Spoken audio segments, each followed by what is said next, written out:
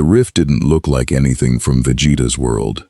No shimmer of ki, no crackle of dimensional tearing along familiar lines. Just a wrongness in the air above them. A seam of violet light that opened without warning, while the two of them were mid-clash, trading blows hard enough to split the sky over a dead planet in another universe entirely.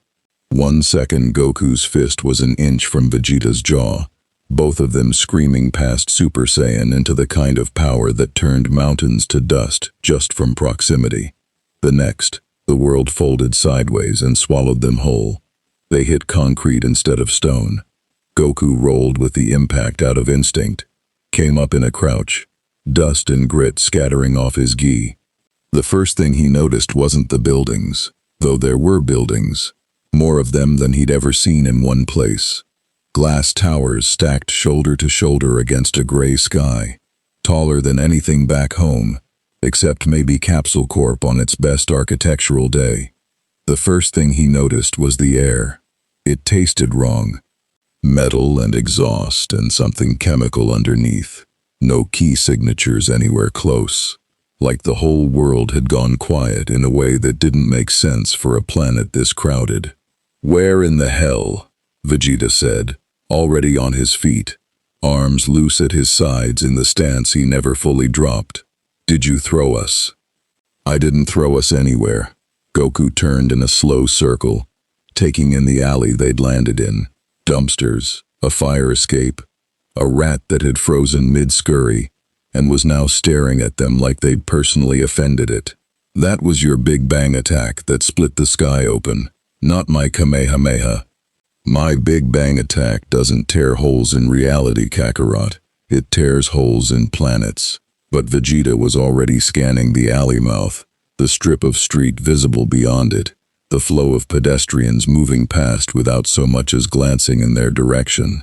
Nobody screamed. Nobody ran. On a lot of worlds, two men falling out of a hole in the sky in torn combat gear would at least get a stare. Here, a woman walked past the alley mouth on her phone, said something about a Vought quarterly earnings call, and never looked over once. "They can't feel us," Goku said, and there was something in his voice. Not fear. Goku didn't really have fear the way most people carried it, but a kind of alert curiosity that Vegeta had learned over the years meant, pay attention. This matters. No key. Not from them. Not from anything. Then this isn't Earth. It looks like Earth. It smells like garbage and gasoline, which frankly tracks with Earth. But I've never once walked onto a version of that mud ball where I couldn't sense a single living thing's power the second I landed. Vegeta stepped out of the alley, and Goku fell in beside him without discussion, the two of them walking into a city that had no idea what had just arrived in it. They didn't look like much, walking down that sidewalk. A man in an orange gi, and a man in what looked like some kind of tactical bodysuit, both dust-streaked, both moving with the loose, coiled economy of people who could kill everyone on the block without breaking stride. But New York had seen weirder on a Tuesday. A woman in a business suit stepped around them without comment. A food cart vendor didn't even glance up. Then Goku stopped walking. It hit him the way key signatures usually did. Not a sound, not a sight, a pressure, something pushing against his senses from somewhere overhead. He looked up, past the glass towers, and found it. A shape in the sky, red and blue and gold, hovering without wings, without any visible means of flight at all, just hanging there the way Goku himself might hang in the air on instinct. Vegeta. Vegeta had already stopped. He'd already looked up. His scowl had deepened into something sharper, more interested, the particular expression he wore when he'd found something worth his attention for the first time in longer than he'd admit. "Now that," Vegeta said, "is the first thing on this planet that's felt like anything." It wasn't a large signature. Not by the standards either of them was used to. Nowhere near Beerus.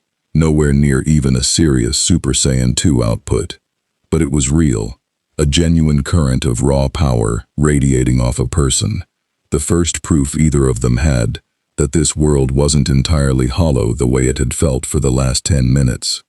And it was descending, fast, streaking down out of the gray sky in a controlled dive that ended with the man landing in the middle of the street 30 feet away, cape settling around his shoulders, boots striking pavement hard enough to crack it in a small radius.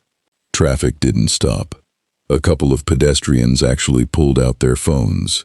The man in the cape and the star-spangled suit looked at Goku and Vegeta the way a predator looks at something that's wandered into its territory without understanding what territory means. He was smiling. It was a good smile. Practiced. Warm at the edges. The kind of smile that had probably sold 1,000 action figures and calmed 1,000 nervous crowds. It didn't reach his eyes even a little. "Well," Homelander said, "this is new. Who's this joker?" Vegeta muttered. Not quietly enough to be private. Not that he cared.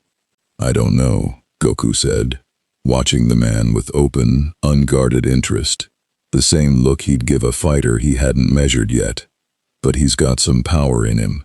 Not a lot. But it's real." Something flickered behind Homelander's eyes at that. Small, fast, gone almost before it registered. Not a lot. Nobody had said that to him in longer than he could remember. Nobody who wasn't already dead or terrified into silence. "I don't recognize either of you," Homelander said, drifting a few feet closer, still hovering, still smiling. "And believe me, I make it my business to recognize everyone dangerous in this city. So why don't you tell me who you are, where you came from, and why you decided to just," he gestured, an easy, showman's flourish, "drop into my airspace unannounced." "Your airspace," Vegeta repeated, and laughed, short and humorless. "That's rich." "Vegeta." Goku's voice carried a warning that wasn't quite a warning. More a note, the way he'd flag a fight that hadn't started yet, but was leaning that direction. Then, to Homelander, friendlier, genuinely curious. "We're not from around here. Some kind of accident brought us to your world. We're not looking for trouble." "Sure you're not." Homelander's smile widened by a fraction, and his eyes, pale, cold, amused, swept over both of them with the specific, cataloging attention of a man used to being the strongest thing in any room he walked into. He'd fought things before. Not many things that mattered. Not in years. The last real fight he remembered had left him bored more than challenged.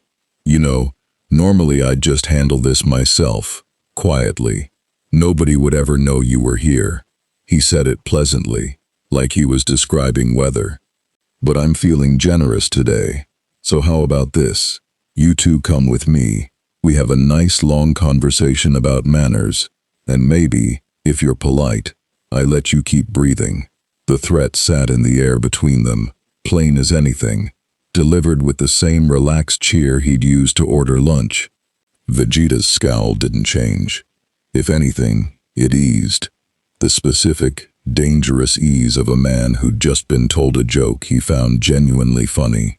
"He's threatening us," Vegeta said to Goku, like he wanted confirmation he'd heard correctly. This, flying golden retriever in a flag costume. "Threatening us." "Yeah," Goku said, and he was smiling too now, though his was different. Open, easy, the smile of a man who genuinely loved what was about to happen and held no malice about it at all. "I think he is." Homelander's smile thinned. He wasn't used to being talked about like he wasn't the one holding the leverage. "I don't think you two understand where you are," he said, voice still light, but with something colder underneath it now. Something that had made grown men weep on their knees in the last decade without him even needing to touch them. "This is my city. My country, really, if we're being honest. There's nothing here that isn't mine to decide the fate of. So I'm going to give you exactly one more chance to come quietly. And then..." He didn't finish the sentence. He didn't need to. Red light kindled behind his eyes. the telltale glow that preceded a beam capable of taking a man's head off his shoulders before he even registered the pain. A display that had ended arguments permanently more times than Vought's PR department liked to count. Goku's expression didn't change at all. If anything, he looked pleased. The particular, unguarded delight of a man who'd been bored for exactly as long as it took to walk 2 blocks on an alien planet, and had just found something worth his time. "You should probably know," Goku said, conversationally, like he was passing along a helpful tip rather than a warning. "That's not going to do what you think it's going to do."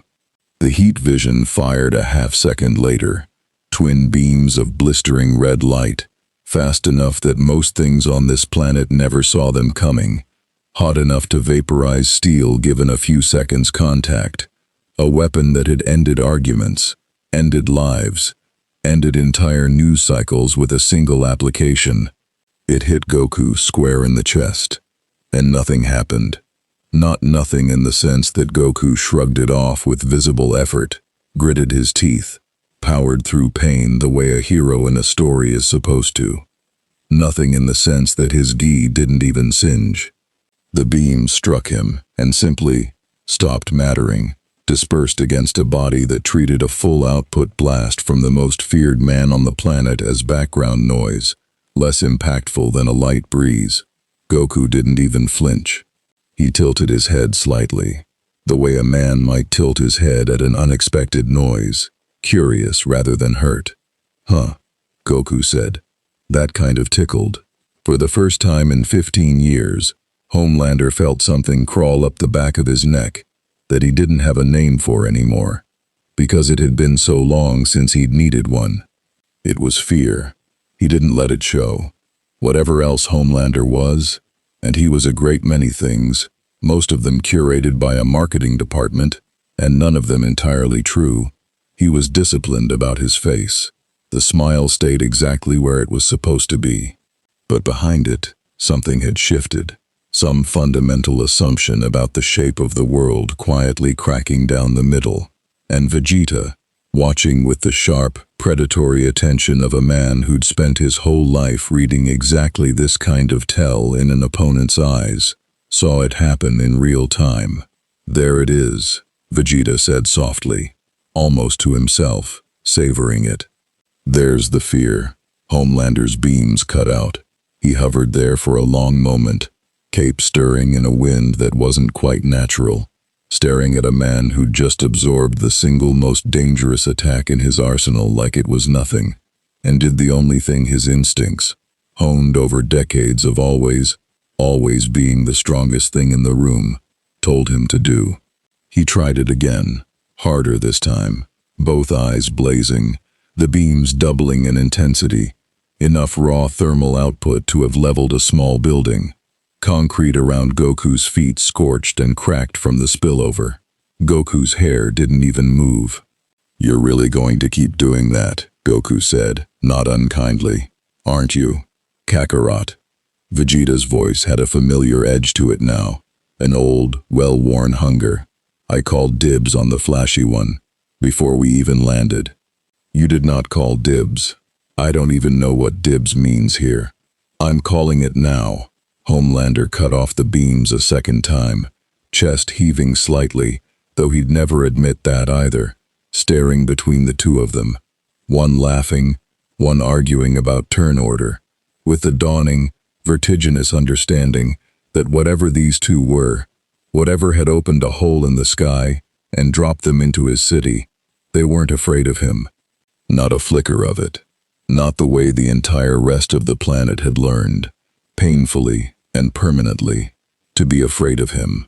And across the street, a woman with her phone raised, who'd been filming since the beams first fired, lowered her camera with shaking hands and whispered, "Oh my God," in a voice that would be replayed 9 million times online within the hour. Homelander heard her. He always heard them. For the first time since he'd learned what his own name meant to the world, he didn't know what to say back. Homelander didn't fire a third time. That, more than anything, was the detail that would matter later. The detail Ashley Barrett would replay a dozen times on the grainy phone footage that hit Vought's internal servers within the hour, freezing the frame on the exact second Homelander's eyes dimmed from red back to pale blue, and he simply stopped. Because Homelander never stopped. Homelander escalated. Homelander was, by design and by nature, a creature that only understood one direction. But something in him, some old, buried animal part of his brain that had learned caution exactly once, a long time ago, under a woman's cold and clinical eye in a lab he tried very hard not to think about, recognized that he had just used his best opening move on an opponent who had not so much as blinked, and that doing the same thing a third time wouldn't produce a different result. It would just be more data for whoever was watching. And someone was always watching. Interesting, Homelander said, and his voice had recalibrated. The warmth dialed back up, professional now, performing normalcy for the phones he could feel pointed at him from 3 different angles along the block. You've got some kind of, what, some kind of shielding? Suit tech? His eyes swept over Goku's torn orange gi, plainly not shielding, plainly just cloth. No. That's not it, is it? Nope, Goku said cheerfully. So what is it? Vegeta says I ask too many questions when I meet someone new, Goku said. So I figure it's only fair I let you have your turn asking a few first. But I think it's you who wants the answers more than me right now. It was infuriatingly true. Homelander hovered there another moment, turning the problem over, and made the calculation that had kept him at the top of Vought's food chain for 2 decades. When force fails immediately and completely, don't double down in public, reframe, retreat, gather more information, and come back with a plan instead of a tantrum. It was the same instinct that had let him survive 100 boardroom fights without visibly losing a single one. You know what, he said, smile sliding back into place like a mask clicking home. Let's not do this here. Streets full of civilians, everybody filming. Not exactly the environment for a proper introduction. Why don't you two come with me somewhere a little more private? Vought Tower. We'll talk. Figure out what you are, what you want. Maybe find a way to make this mutually beneficial. He let the word beneficial sit there, warm and inviting. A word that had opened a lot of doors for a lot of people who'd later regretted walking through them. Absolutely not, Vegeta said. At the same moment Goku said, Sure, why not? They looked at each other. He tried to kill you 30 seconds ago, Vegeta said. He tried, and it didn't work, so now I'm curious what he actually wants. Also, Goku's stomach picked that exact moment to growl, loud enough that Homelander actually glanced down at it, thrown briefly off his professional footing by the sheer mundanity of the sound. I'm starving. Do people on this world eat? What do people on this world eat? Homelander stared at him. He's serious, Vegeta said, with the flat, long-suffering tone of a man who had lived several lifetimes of this exact conversation. He is always serious about this. Right, Homelander said slowly, filing the information away with the rest of the growing pile of things about these two that made no sense. We'll get you fed. Come on. They followed him, or rather, they flew alongside him, which visibly unsettled Homelander more than he let show, because flight had always been his thing, his signature, the image on lunchboxes and billboards and the poster in a million kids' bedrooms, and watching 2 strangers lift off the ground with the same casual ease he'd spent a lifetime being singularly famous for, scraped at something proprietary in him that he didn't examine too closely. Vegeta rose first, arms crossed, not even bothering to look impressed by the city skyline sliding past beneath them. Goku followed a beat later, twisting in the air once just to feel it, grinning the whole way like a kid discovering a new world had a sky worth flying through. Vought Tower rose ahead of them, all glass and cold geometry, the golden 7 logo catching the gray afternoon light.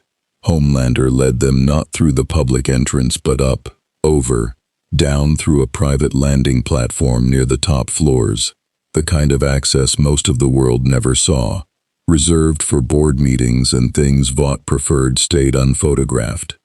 Ashley Barrett was waiting at the internal doors when they touched down, and her face did something complicated and rapid. Professional composure fighting visibly against sheer, uncomprehending panic. She'd gotten the call 4 minutes ago. 4 minutes was not enough time to prepare for this. "Homelander, I need to," she started, then actually saw Goku and Vegeta up close, and her sentence died somewhere in her throat. "Ashley, get Stan," Homelander said, brushing past her, still smiling, still performing calm for an audience that currently consisted of exactly 3 people. "Tell him we have a situation. Tell him it's not a PR situation. Tell him it's an everything situation." Ashley looked at Goku, who gave her a small, friendly wave, entirely unbothered by the fact that he was standing in the private upper floors of the most powerful corporation on the planet, having just no-sold the strongest man alive's signature attack. "Hi," Goku said. "Is there food around here anywhere? I could eat, like, a lot of food." Ashley made a sound that wasn't quite a word, and hurried off toward the elevators, phone already pressed to her ear. Stan Edgar's office occupied the top floor, and it did not look like the office of a man who panicked about anything. Dark wood, minimal decoration, floor-to-ceiling windows that turned the city into a diorama spread out below. Stan was already seated behind his desk when they arrived, hands folded, an expression of perfect, unreadable calm on his face that suggested he'd either already watched the footage 3 times or possessed the singular gift of never being surprised by anything at all. It was, in fact, both. "Please," Stan said, gesturing to the chairs across from his desk without standing. "Sit. I understand introductions are in order." "I don't sit for strangers," Vegeta said, remaining standing, arms crossed, positioning himself near the window with the deliberate posture of a man mapping exits and threats in the same glance. "Fair enough." Stan's gaze shifted to Goku, who had in fact sat down, and was now eyeing a bowl of decorative glass fruit on Stan's side table with open, hopeful curiosity. "You are? Forgive me. I don't have names yet." "Goku." He pointed a thumb at Vegeta. "That's Vegeta. We're not from here. Like, not from this world at all. Some kind of accident brought us here. We don't really know how to get back yet. And honestly, we're not in a huge hurry to figure it out because this place is interesting." He picked up one of the glass fruits, tapped it against his teeth, made a face when it turned out to be exactly what it looked like, and set it back down apologetically. "Sorry. Thought that might be food." Stan watched this entire exchange with the patience of a man who had, over several decades, learned to extract useful information from chaos rather than fight it. "Homelander tells me you took 2 direct hits from his ocular blasts without injury." "Yep, and that neither of you registered on any of our detection systems before you appeared." "We don't come from a world with compound V in it," Goku said, easy and open. No idea yet what a loaded thing that was to say in this particular room.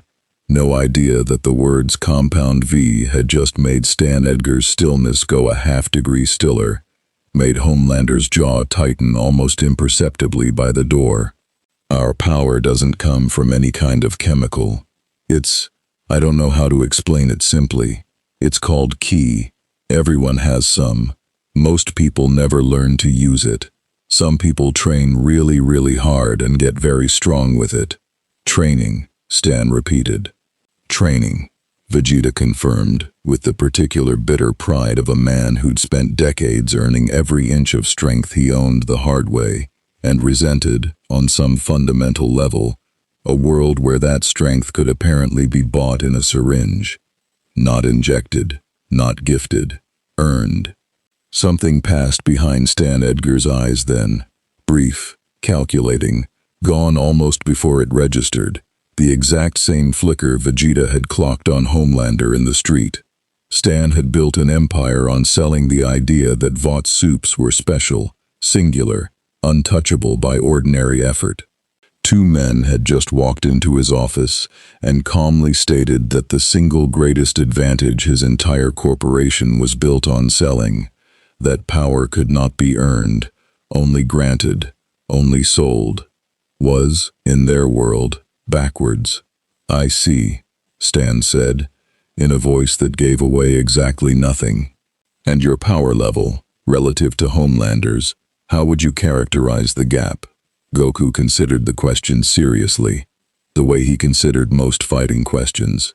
Not as an insult, not as a boast, just an honest technical assessment. Honestly, not that big a gap between him and like an average human on your planet, but between him and me and Vegeta right now, not even powered up all the way. He shrugged, apologetic, like he was sorry to be the one to say it. "It's a big gap. Really big." The office went quiet. Homelander, still by the door, had gone very still, in a way that had nothing to do with performance. Stan Edgar folded his hands a little tighter, and did the thing he did better than almost anyone alive. He recalculated, instantly and without visible strain, an entire strategic model of the world he'd spent 30 years building. Because if what this strange, cheerful man in the orange gi said was true, and something in Stan's gut, the same instinct that had made him billions, told him it probably was, then Vought International's entire hierarchy of power, the hierarchy that underwrote every dollar of stock value, every ounce of political leverage, every piece of the fear the company had spent decades cultivating in the public and private sector alike, had just been quietly, catastrophically obsoleted by two men who fell out of the sky asking for lunch. "Ashley," Stan said, without raising his voice, and she appeared in the doorway so fast she must have been hovering just outside it. "Get our guests something to eat, whatever the kitchens have. All of it, if necessary." He looked back at Goku and Vegeta with an expression that had shifted, subtly, into something closer to genuine, careful respect. The respect of a predator, recognizing something further up the food chain than itself. "And then I think we should have a longer conversation. About what you want. About what this world can offer you." A pause, deliberate, the pitch of a man who'd closed 1,000 negotiations by knowing exactly which door to open first. "And about whether the two of you might be interested in becoming something this world has never had before." "What's that?" Goku asked, already halfway to standing at the mention of food.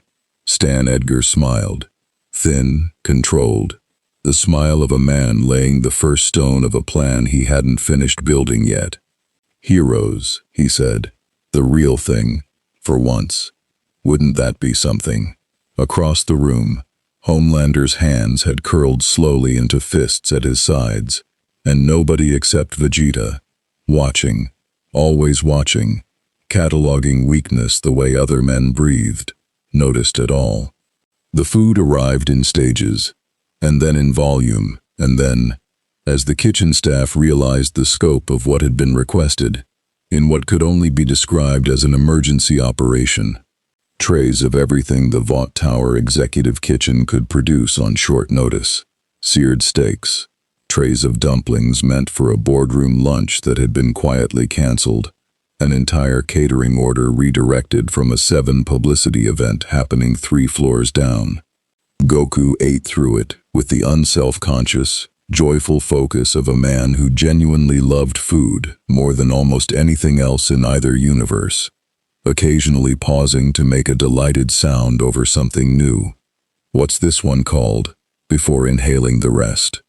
Vegeta ate less, and with considerably more dignity, but he ate. Stan Edgar watched both of them with the fascinated patience of a man conducting an experiment he hadn't designed but intended to profit from regardless. "So," Stan said, once the pace had slowed enough for conversation, "heroes." "You said that before," Vegeta said, not quite trusting the word. The way he didn't trust most things offered to him for free. Explain what you mean by it. Specifically, Vought is the largest corporation on Earth built around the management, marketing, and monetization of superpowered individuals, Stan said, laying it out with the practiced ease of a man who'd given some version of this pitch 1,000 times, though never quite to an audience like this. We license our heroes to cities, to governments, to studios.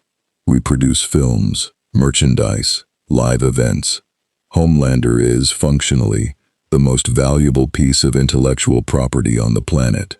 He said it without any particular warmth, a statement of fact rather than pride. The public believes he protects them from threats no ordinary person could face. In truth, most of what he protects them from is manufactured, exaggerated, or entirely fictional. Fear sells better than safety. It always has. So it's a lie, Goku said, not accusing, just clarifying, the way he'd clarify a rule in a tournament he didn't fully understand yet. It's a business model. Stan's tone didn't shift at all. One I've spent 30 years building, and one I have no intention of apologizing for in this room. But I am, above all things, a pragmatist. And pragmatism tells me that two men who just no-sold my company's single greatest asset in the middle of a public street, on camera, represent either the largest threat Vought has ever faced. He paused, letting it land. Or the largest opportunity. You want to sell us, Vegeta said flatly. I want to offer you something, Stan corrected, mild as ever. Legitimacy, protection, resources this world has that yours may not. This city, this species, has quite a lot to offer two men with nowhere to go and no way home yet. In exchange, some cooperation, public appearances, a role within the Seven perhaps, if that suited you, or something adjacent, something new, if it didn't. I'm not interested in coercing either of you. I watched what happened on that street. Coercion would be a poor strategy. Goku had gone quiet, chewing slowly now, actually thinking rather than eating on reflex, and that was itself notable enough that Vegeta glanced over. What's a hero supposed to do, in your world? Goku asked finally. Like, really do, not the marketing version. What's the job actually be, day to day? It was, Stan realized with a small flicker of genuine surprise, exactly the right question, and not one most people asked him directly to his face.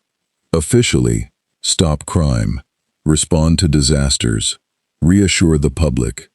Unofficially, Stan considered how much truth to spend on this particular audience, and decided, calculating the odds, that the truth was probably the more effective currency here.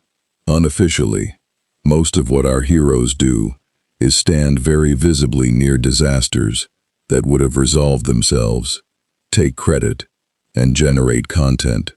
Real threats are rare. Real heroism is rarer still. I'll be candid with you, because I suspect you'd see through anything less. Homelander has, more than once, allowed situations to escalate specifically, so he could be seen resolving them. The room went very still. Homelander, still standing near the window with his arms crossed, hadn't said a word through the entire exchange, and something in his silence had a weight to it now that it hadn't had 10 minutes ago. You'd tell them that, Homelander said quietly, not quite a question, in front of me. I'd tell them the truth in front of anyone, if the moment called for it, Stan said, unbothered, because these two are currently the most dangerous unknowns on the planet, and I'd rather they hear an honest account of what this company is from me than discover a dishonest one on their own and decide we're an enemy worth erasing. He turned back to Goku and Vegeta. That's the offer, gentlemen. Legitimacy, in exchange for restraint and cooperation. I'd rather have you inside the tent than outside it. I suspect, having watched the footage, that you'd rather have somewhere to belong while you figure out how to get home. Mutually beneficial, as I said. Vegeta's arms were still crossed, his expression unreadable in the particular way it got when he was doing real calculation rather than posturing. "And if we say no, then I imagine you'll go do whatever it is you'd do anyway," Stan said, "and I'll adjust accordingly." "I told you." Pragmatism. A small pause. "Though I'll note, for what it's worth, that this world does have real threats in it. Real disasters, real corruption, real suffering that our heroes rarely bother addressing because it isn't camera-ready. If you're the kind of men who care about that sort of thing, and something tells me you might be, there's a great deal of genuine good two people with your abilities could do here, with or without Vought's name attached to it." That landed differently than the rest of the pitch, and Stan watched it land, watched something shift behind Goku's eyes. Not calculation, not suspicion, just the simple, uncomplicated recognition of a man who'd spent his whole life running toward exactly that kind of problem. "People actually in trouble," Goku said. "Real trouble, not for show." "There's no shortage," Stan said. "Then that's easy," Goku said, like it had never really been a hard question at all. "I don't care about being famous, or being on a poster or whatever. I never have. But if there's people who actually need help, and nobody's helping them for real, yeah, I'm in for that part." He glanced at Vegeta. "What do you think?" Vegeta was quiet for a long moment, and when he spoke, it wasn't quite agreement and wasn't quite refusal. It was something older and more complicated.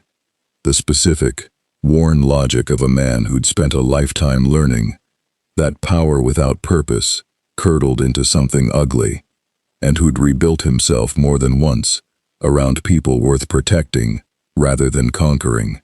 "I don't work for anyone," Vegeta said, to Stan, flat and final. "Not you, not your company, not your logo." He let that sit before continuing, and when he did, something almost reluctant crept into his voice, the sound of a man committing to a thing he wasn't fully comfortable admitting out loud. "But I've spent enough of my life on the wrong side of power used badly that I've got no interest in watching it happen again somewhere new without doing something about it. So, if Kakarot's doing this, I'm not letting him do it alone and unsupervised, because God knows what trouble he wanders into without me." A pause, sharp and pointed. "That's not me working for you, Edgar. That's me choosing to be here. There's a difference, and you'd do well to remember it." Stan Edgar allowed himself, for the first time in the conversation, something that might almost have been called a real smile. "Understood," loud and clear. He rose from his desk, buttoning his jacket, already 3 moves ahead, in a game only he could fully see the board of. "I'll have the legal and communications teams draft something appropriate. In the meantime," his gaze flicked, briefly, deliberately, to Homelander, still silent by the window. "I imagine there are some introductions still to be made. The 7 should meet their newest colleagues." Homelander's smile came back on, slow and practiced, sliding into place like a mask clicking shut. "Can't wait," he said. It did not sound like the truth. Nobody in the room mistook it for the truth. And somewhere behind those pale, careful eyes, something that had gone untested for a very long time was already beginning, quietly and dangerously, to recalculate everything it had ever believed about its own place at the top of the world. Ashley Barrett was waiting outside Stan's office when they emerged, tablet clutched to her chest like a shield, her professional composure rebuilt, but visibly held together with effort. I've pulled together some paperwork," she said, falling into step beside them as they walked, addressing Goku and Vegeta with the particular overbright energy of a woman trying very hard not to think too closely about what she was actually looking at. "Standard NDAs, likeness releases, the usual onboarding. Obviously we'll need to workshop names. I mean, Goku and Vegeta are. They're fine, they're different. Different can test well, actually. Focus groups love different." "We're not changing our names," Vegeta said, without looking at her. Right. No. Of course. Totally fine. We'll lean into it. Ashley's smile didn't waver even as her eyes did, darting sideways toward Homelander's rigid posture, reading the room's temperature with the finely tuned survival instinct of someone who'd built a career on never being the one caught unprepared for Homelander's moods. She dropped her voice slightly. Should I be worried about anything right now? No, Homelander said, pleasant and even, not looking at her either. Ashley decided, wisely, not to push it. The elevator ride down to the Seven's private floor was quiet in the way that a room gets quiet right before something in it changes permanently. Goku spent it looking out through the glass at the city sprawling beneath them, genuinely delighted by the scale of it, the sheer density of human life stacked up into the sky in a way his own world had never quite managed. Vegeta spent it watching Homelander's reflection in the elevator's polished steel doors, cataloging the tension in his jaw, the stillness of his hands, filing it away the way he filed away every piece of intelligence about every opponent he'd ever measured. "You're angry," Vegeta said, conversational, needling, entirely without concern for the consequences of poking at a man who could theoretically level a city block. "I can see it sitting on you like a bad smell." "I'm not angry," Homelander said, smile fixed. "I'm curious." "There's a difference." "There isn't, actually. I've worn that exact expression more times than I can count. I know precisely what it means." Vegeta's mouth curved, not quite a smile, something closer to the specific pleasure of recognizing an old enemy in unfamiliar clothing. "It means you've spent a very long time being the strongest thing anyone's ever seen, and you've just discovered you're not, and some small, ugly part of you is already trying to figure out how to make that stop being true. I know that feeling intimately, boy. I built a career out of it once. It doesn't end well for the people who let it drive." Something flickered behind Homelander's eyes, not quite fear this time, something colder and more dangerous. The specific flatness of a predator, recalculating a threat's priority level. "You don't know anything about me. I know you fired your best shot at a stranger in the street, within about 90 seconds of meeting him," Vegeta said. "On my world, that tells me everything I need to know about a man. It tells me he's used to solving problems with force because nothing has ever made him solve them any other way. It also tells me he's never once, in his entire life, had someone stronger than him tell him no." The elevator chimed, doors sliding open onto the Seven's private floor. Vegeta stepped out first, not waiting for a response, tossing the rest over his shoulder with the easy cruelty of a man who'd learned exactly how to make words land like blows. "That's going to be a very educational experience for you. I almost feel sorry for you." "Almost." Homelander said nothing. He didn't need to. His silence, for the second time that day, said more than his voice ever could have. The Seven's common floor was less office and more showroom. Floor-to-ceiling windows, sleek furniture arranged for photographs rather than comfort, a wall of screens quietly looping past highlight reels of past heroics. Some real, most heavily edited. Queen Maeve was on the couch when they walked in, scrolling through something on her phone with the flat, disengaged posture of a woman clocking hours rather than living a life. A train was mid-stretch near the windows, restless energy radiating off him even standing still.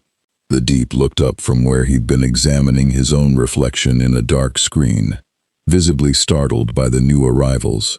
"Everyone," Ashley said, projecting bright, forced cheer into the room. "I'd like you to meet our newest associates. This is Goku, and this is Vegeta." Maeve looked up, took in the torn orange gi and the crossed arms and the general, indefinable wrongness of two men who clearly didn't belong to this building's carefully curated aesthetic, and her expression didn't change much, though something behind her eyes sharpened with real attention for the first time since they'd walked in. "They're the ones from the street footage," Maeve said. It wasn't a question. They are, Ashley confirmed. The ones who no-sold Homelander's optic blasts. Yes, that's them. Maeve set her phone down slowly, actually looking at Goku and Vegeta now, and something crossed her face that might have been the first genuine curiosity she'd shown about anything in longer than the room could remember. A-Train had gone still by the window. The Deep had abandoned his reflection entirely, staring with open, unguarded interest. "Huh," Maeve said quietly, almost to herself. "Well, that's new." Goku gave her a friendly wave, unbothered by the scrutiny, already glancing curiously toward a mini-fridge tucked beneath one of the media consoles. "Hey, is there more food up here? I know I just ate a lot downstairs, but I think I've still got room." Maeve looked at him for a long beat, then, unexpectedly, laughed. Short, real, the first sound in that room in longer than anyone could remember that wasn't performance. "I like him already," she said. Behind them, in the doorway, Homelander watched the exchange with a stillness that had nothing warm in it at all, and understood, with the cold, sinking clarity of a man watching his own kingdom's foundation crack in real time, that something in this building had just changed permanently, and there was no version of the next few weeks where it changed back in his favor.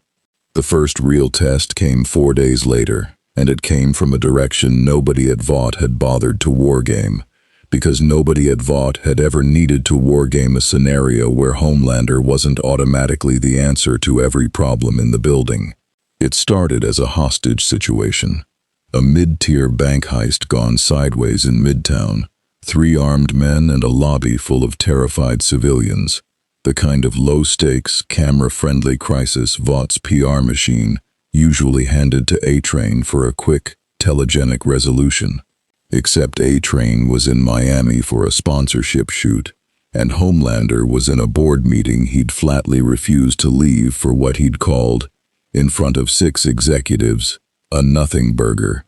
And so the call went, almost as an afterthought, to the 2 new guys nobody quite knew what to do with yet. Goku took it seriously the second dispatch mentioned civilians. He was airborne before Ashley had finished the sentence over the radio, Vegeta a half-second behind him, both of them cutting across the skyline in a way that made the drone operators trailing them for B-roll footage scramble to keep pace. The bank lobby, when they arrived, was a mess of shattered glass and screaming, and one gunman with his arm looped around a terrified young teller's throat. The other 2 fanned out near the vault with weapons raised and no plan beyond noise and threats. It was, by the standards of either Saiyan's actual career, almost embarrassingly small scale. 3 men with guns, no key signatures worth mentioning, no real danger to speak of except to the hostages themselves, who were in very real danger indeed from men frightened enough to do something stupid. Goku didn't come in like a soupe. That was the detail the security footage would later capture, and Vought's social team would spend a full week trying to figure out how to spin, because Goku didn't crash through the wall in a blaze of gold, didn't announce himself, didn't perform. He walked in through the shattered front doors at a completely normal pace, hands loose and open at his sides, and said, in a voice pitched to carry calm rather than threat, "Hey, let's everybody just take a breath for a second, okay?"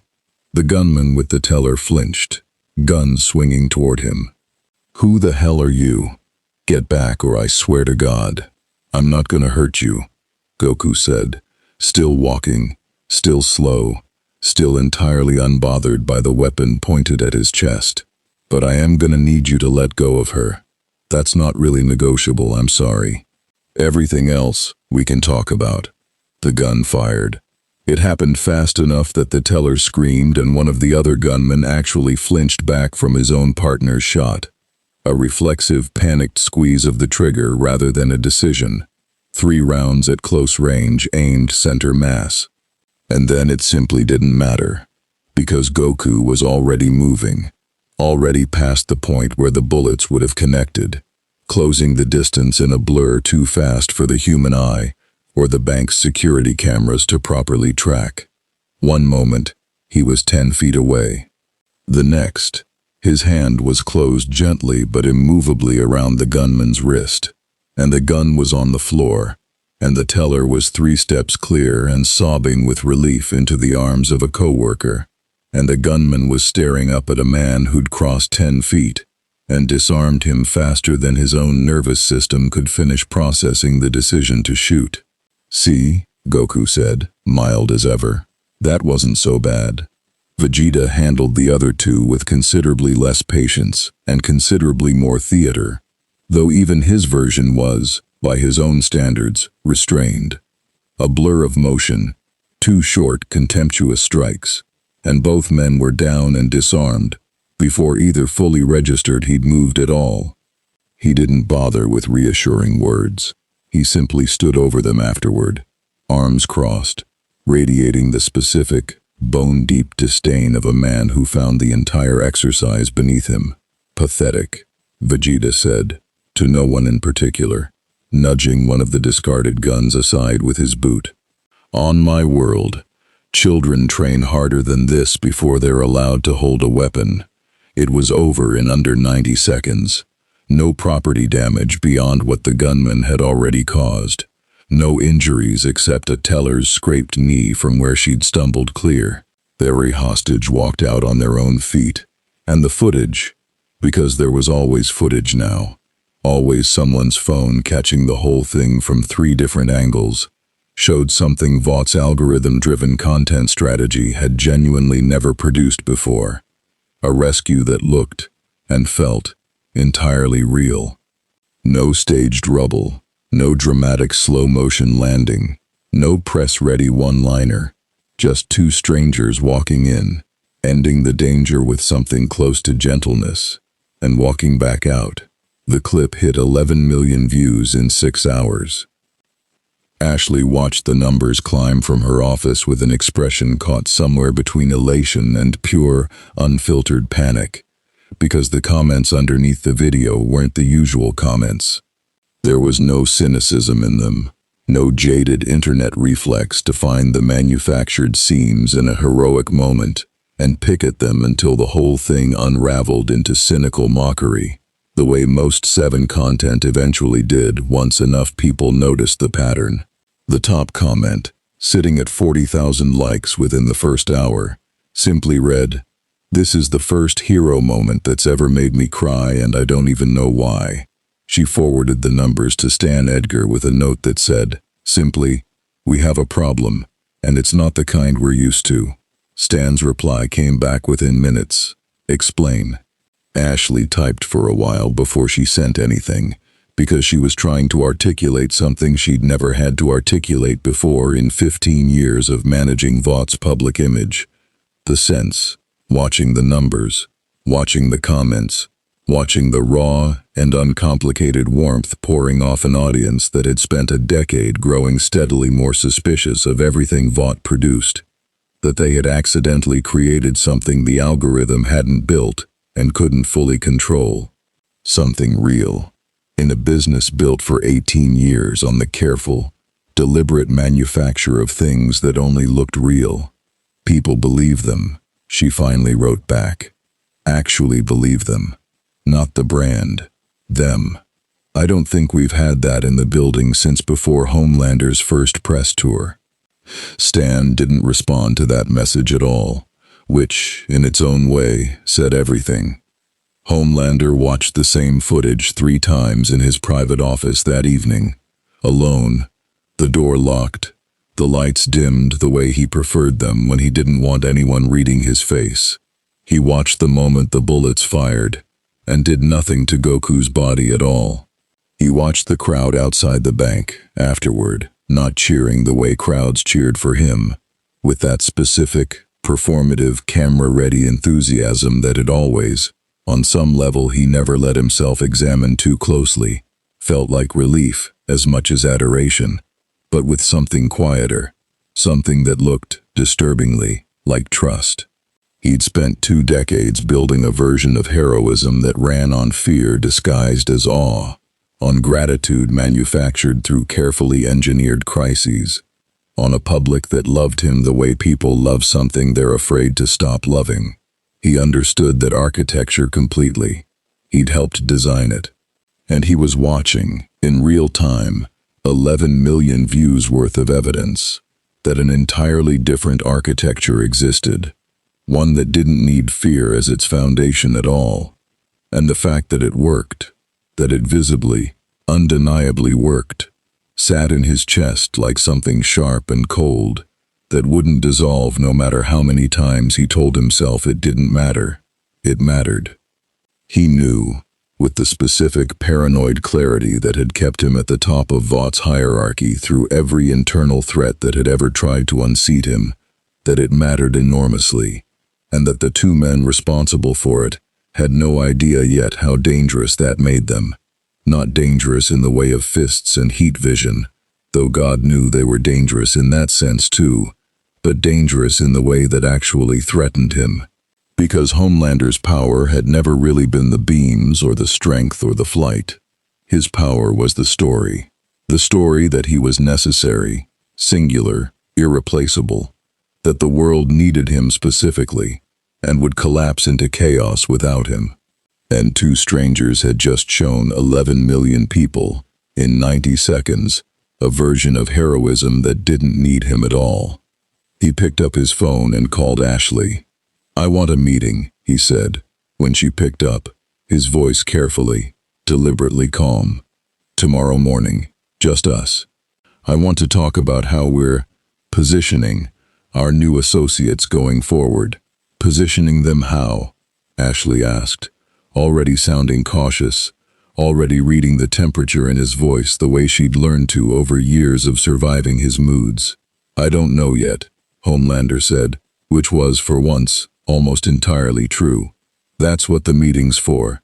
He hung up before she could ask anything else, and sat alone in the dark of his office for a long time afterward, replaying the footage a fourth time, a fifth, watching a stranger in an orange gi catch a bullet-fast wrist without so much as a flicker of effort, and feeling something in himself that he hadn't felt in so long he'd almost convinced himself it had died, along with everything else Vought's labs had burned out of him decades ago. He felt small.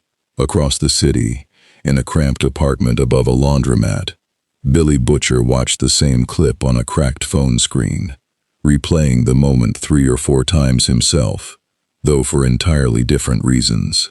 "You seeing this?"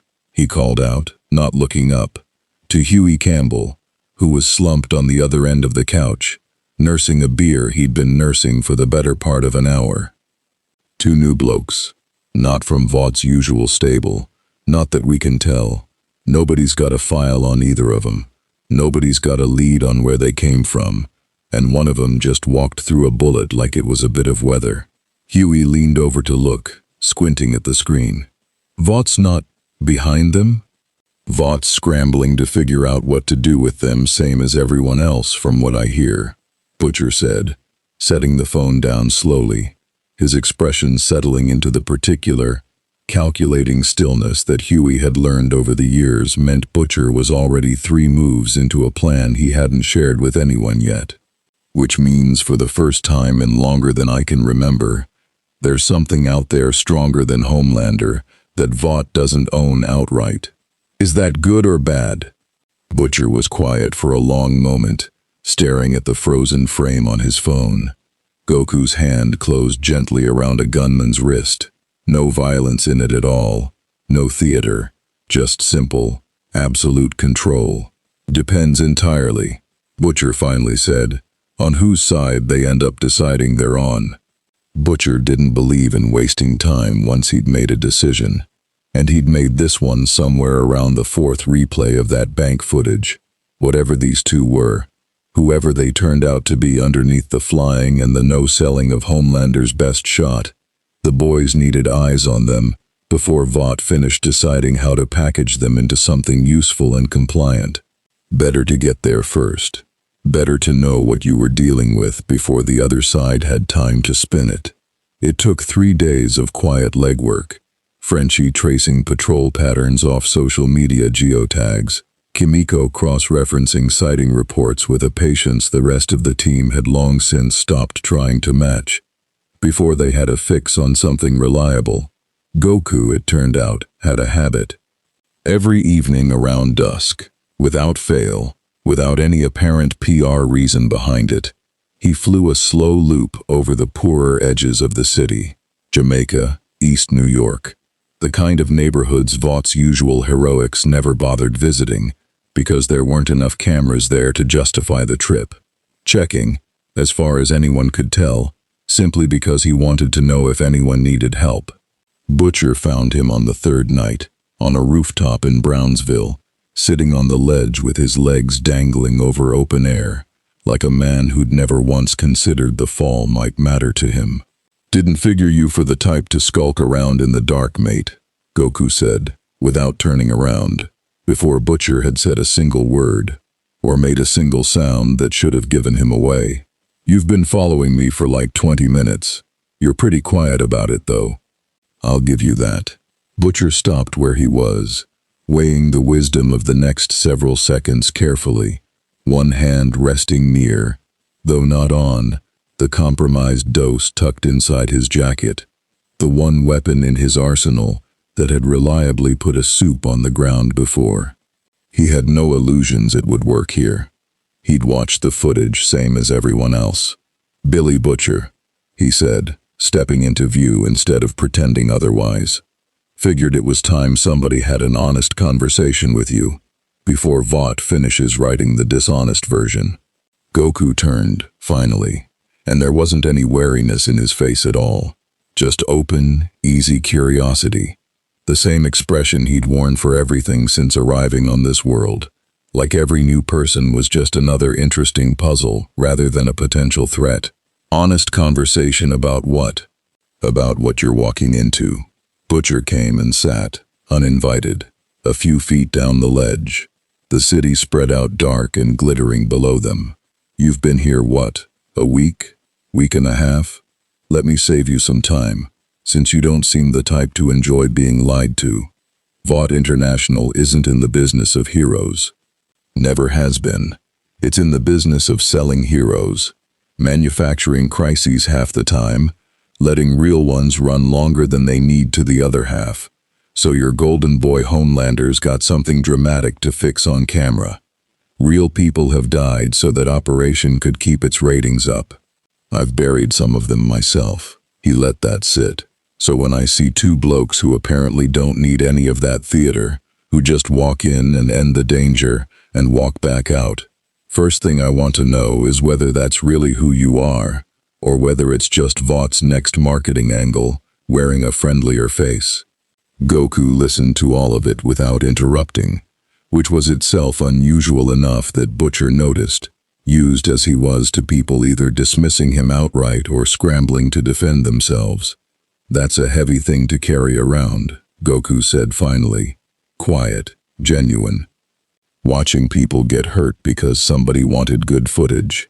He was quiet another moment, thinking it through properly. "I believe you, for what it's worth. I've been paying attention. Edgar told us some of it himself, actually, first day. Didn't even try that hard to hide it, which honestly surprised me.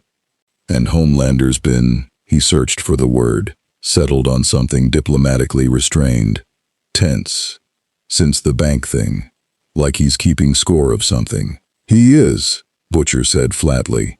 "Trust me, mate. I've made a study of that particular lunatic for years. He keeps score of everything, and he doesn't forgive being made to look small." "You made him look small in front of a phone camera on your first day here. That's not a thing that fades. That's a thing that festers. I didn't do it to make him look small. I did it because he shot at me, and it didn't work." Goku shrugged, not defensive, just honest. "I'm not trying to be anybody's enemy here. I don't really care about being on top of anything. Never have, not even on my own world, where I've beaten guys who could level whole planets, and never once wanted the title that came with it. I just want to help where help's actually needed, and eat some good food, and maybe find a way home eventually." That's it. That's really the whole thing. Butcher studied him for a long moment in the dark, looking for the tell, the practiced angle, the thing every soup he'd ever met eventually let slip once you scratched hard enough at the surface, and didn't find it. Didn't find anything but exactly what the man had said, laid out plain and entirely without artifice, which was somehow more unsettling than a lie would have been, because Butcher had built his whole life around the assumption that nobody with that kind of power stayed that uncomplicated for long. And the other one, Butcher said, Vegeta. He share your particular brand of optimism?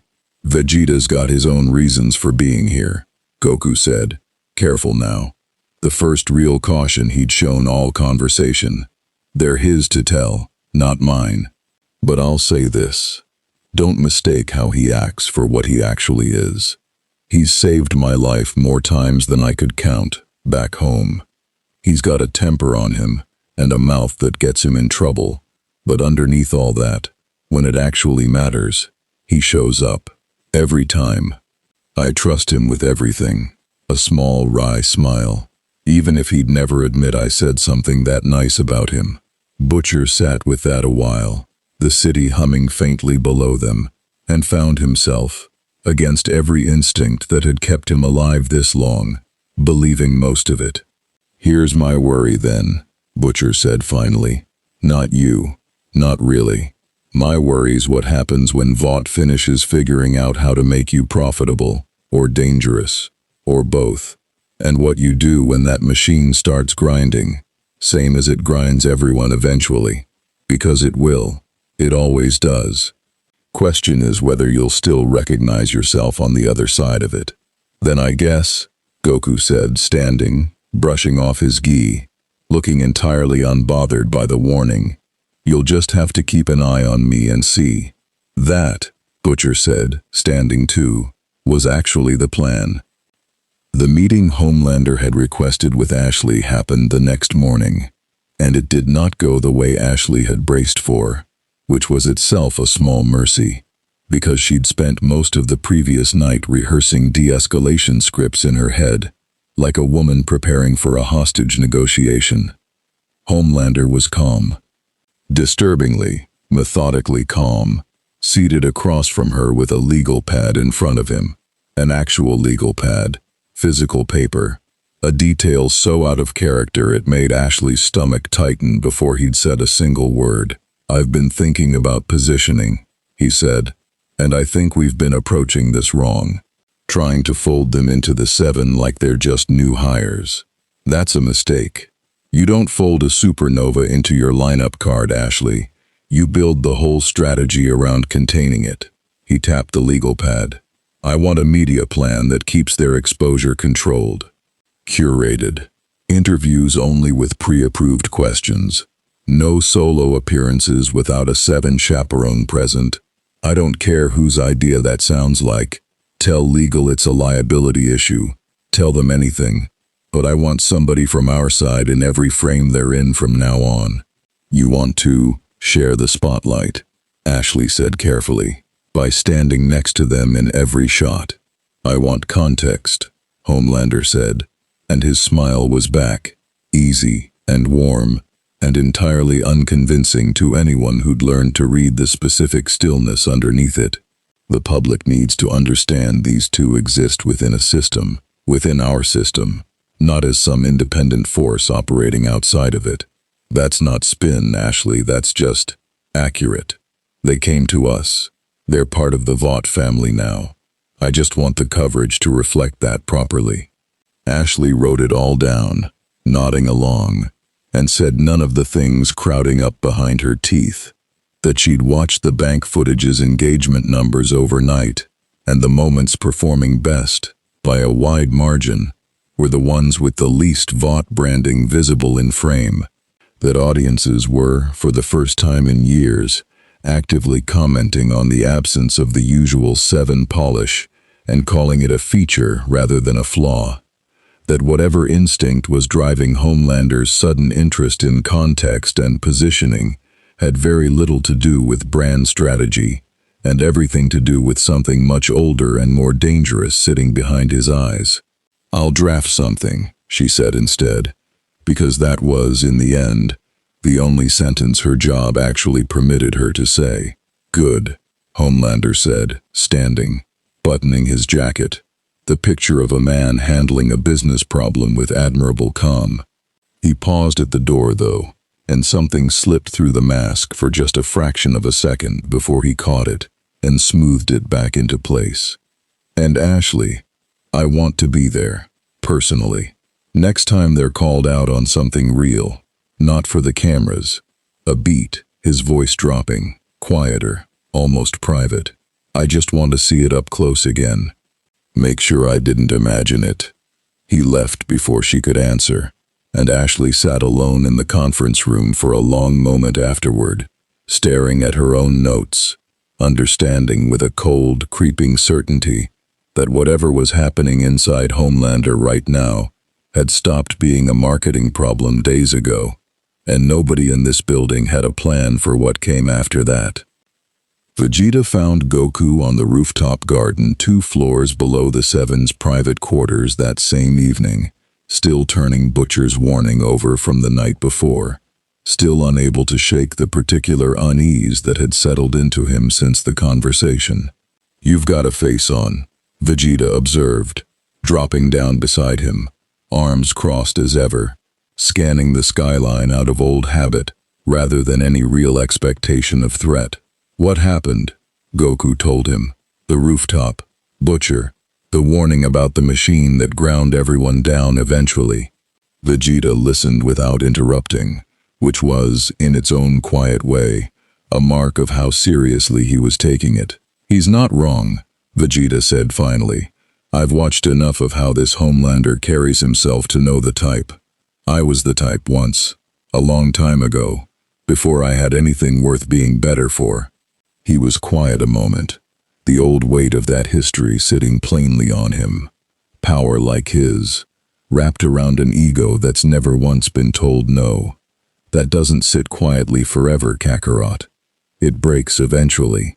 Questions only ever when, and how much it takes with it when it does. So what do we do? What we always do. Vegeta rose, looking out over the city with something that, on him, passed for genuine resolve. We stay strong enough that when it breaks, we're standing close enough to catch what falls. A pause, and then, quieter, almost begrudging, and we don't let this place's rot decide who we turn into while we're here. That part's on us, nobody else. Below them, the city hummed on, unaware yet of exactly how close it was standing to the edge of something enormous. A corporation recalibrating around a threat it didn't fully understand. A vigilante crew, quietly deciding whether to trust or use. 2 strangers from another world. And a man in a red, white, blue cape, sitting alone in a dark office, turning a single humiliating memory over and over, until it hardened into something with real teeth. The manufactured crisis came 8 days later, and it wore its manufacturing so thin that even Ashley, watching the initial reports come in, felt something cold settle in her stomach before she'd finished reading the second paragraph. A chemical plant fire in Red Hook. Real, or real enough. A genuine industrial accident at a facility that had been cited twice in the last year for safety violations Vought's lobbying arm had helped bury from local news coverage. Real workers trapped on an upper floor. Real flames, real smoke, real danger.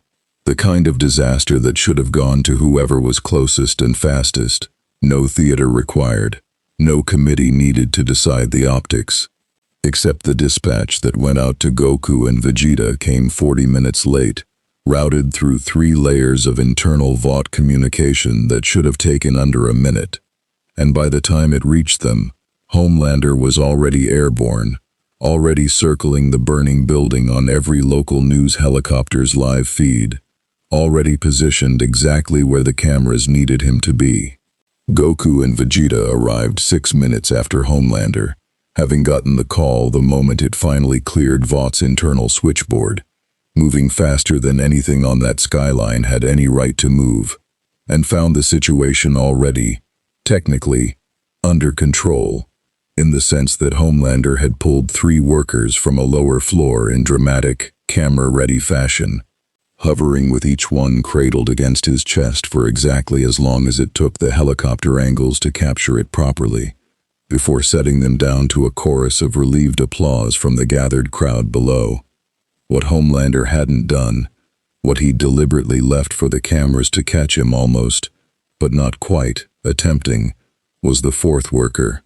A woman named Denise Coleman, 41 years old, trapped on the top floor behind a collapsed stairwell, smoke thick enough in that stairwell that she had maybe 6 minutes of clean air left, and Homelander had spent the better part of those 6 minutes hovering dramatically near the building's exterior, visibly assessing, visibly deciding, drawing out the moment with the specific instinct of a performer who understood exactly how close to real tragedy you could dance before the audience started genuinely panicking instead of merely thrilling.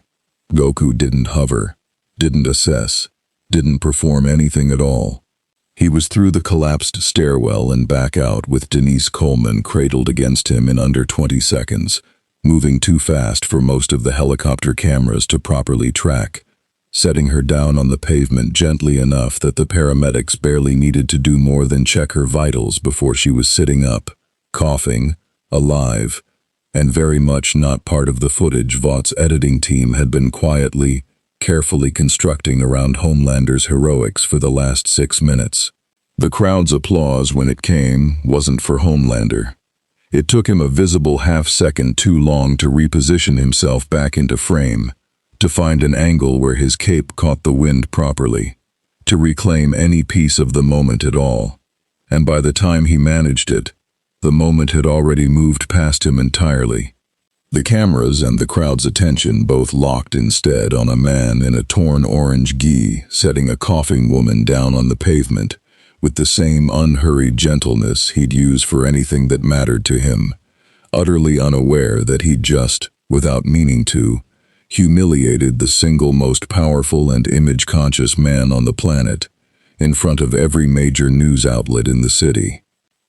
Ashley watched it happen from the mobile command van, and felt the exact moment her career flashed briefly in front of her eyes, because she'd seen Homelander's face do that particular thing exactly twice before in 15 years of managing him, and both previous times had ended badly for people who happened to be standing nearby. "Get me eyes on him," she said into her headset, meaning Homelander, already moving toward damage control mode, on pure instinct, even before she'd fully processed what she was controlling for. "And somebody pull the raw helicopter footage before it goes to broadcast. I want to review the timeline before anyone starts asking questions about response times." "Too late," came the reply. "It's live. Everybody saw it live."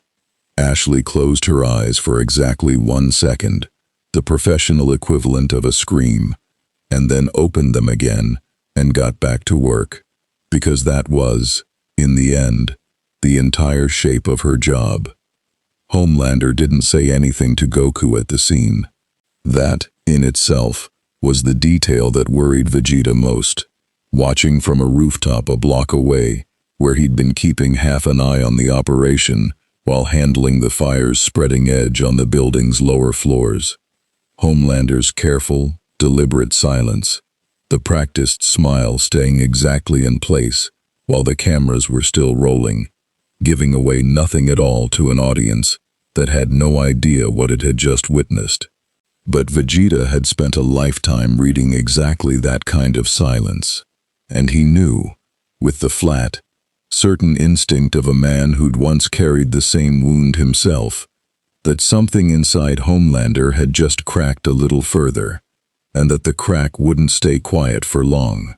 He found the confirmation of it that night, in Vought Tower's private gym on the 63rd floor, long after most of the building had emptied out. Homelander was there alone, working through a heavy bag with a level of controlled violence that had already dented the equipment mount twice, sweat-soaked, cape discarded on a bench nearby, his usual public composure entirely absent. "You're going to break that thing," Vegeta observed from the doorway. "If you haven't already." Homelander didn't stop. "It's replaceable. So's your dignity, apparently, given how much of it you left on that street today." Vegeta stepped further into the room, unbothered, arms crossed, watching Homelander's rhythm falter almost imperceptibly at the jab. "You know what your mistake was? It wasn't losing the moment. Anyone can lose a moment. Your mistake was that you wanted to lose it slowly, on camera, so the crowd would feel the tension build before you swept in and saved the day like you always do. You've built your whole life around performing rescue instead of being rescue. And today, someone who doesn't know how to perform anything walked in and did the actual job before you'd finished setting your angle." Homelander's fist connected with the bag hard enough to finally snap the mounting chain, sending it swinging wild before it toppled off its hook entirely. He turned, finally, chest heaving, and for the first time since they'd arrived on this world, Vegeta saw something entirely unguarded behind those pale eyes. Not the smile, not the calculated menace from the street, just raw, exposed fury with nowhere left to perform it for. "You don't know what it's like," Homelander said, low, "to spend your whole life being told you're the only thing standing between this world and total collapse, that everyone needs you, that nothing works without you." His voice cracked, just slightly, on the word needs, and he heard it happen, and hated himself for it, and the hatred only fed the fury further. And then 2 strangers fall out of the sky and prove, in front of 11 million people, that the whole thing was never true at all, that anyone could have done it, that I was never actually necessary for anything. For a long moment, Vegeta didn't say anything cutting, didn't reach for the easy cruelty that usually came so naturally to him. Instead, something older and more complicated moved behind his eyes, the specific recognition of a man staring at a mirror he hadn't expected to find in this particular building, on this particular world. "I spent decades believing something almost identical," Vegeta said finally, quiet now, none of the earlier mockery in it, "that my worth began and ended with being stronger than everyone around me, that if I ever stopped being necessary, stopped being the strongest, stopped being feared, there'd be nothing left of me worth anything at all." He looked at Homelander directly, and there was no softness in it, but there was, unmistakably, something like honesty. "I was wrong. It took me longer than I'd like to admit to understand that, and it cost people I cared about more than it should have before I got there. But I'll tell you the thing nobody bothered telling me at your stage, boy, because maybe it'll save you some of the wreckage it cost me." He paused, letting the words land with real weight. Being necessary was never the thing worth chasing. It's a hollow, brittle foundation, and it will collapse the second something stronger walks into the room, which it eventually always does.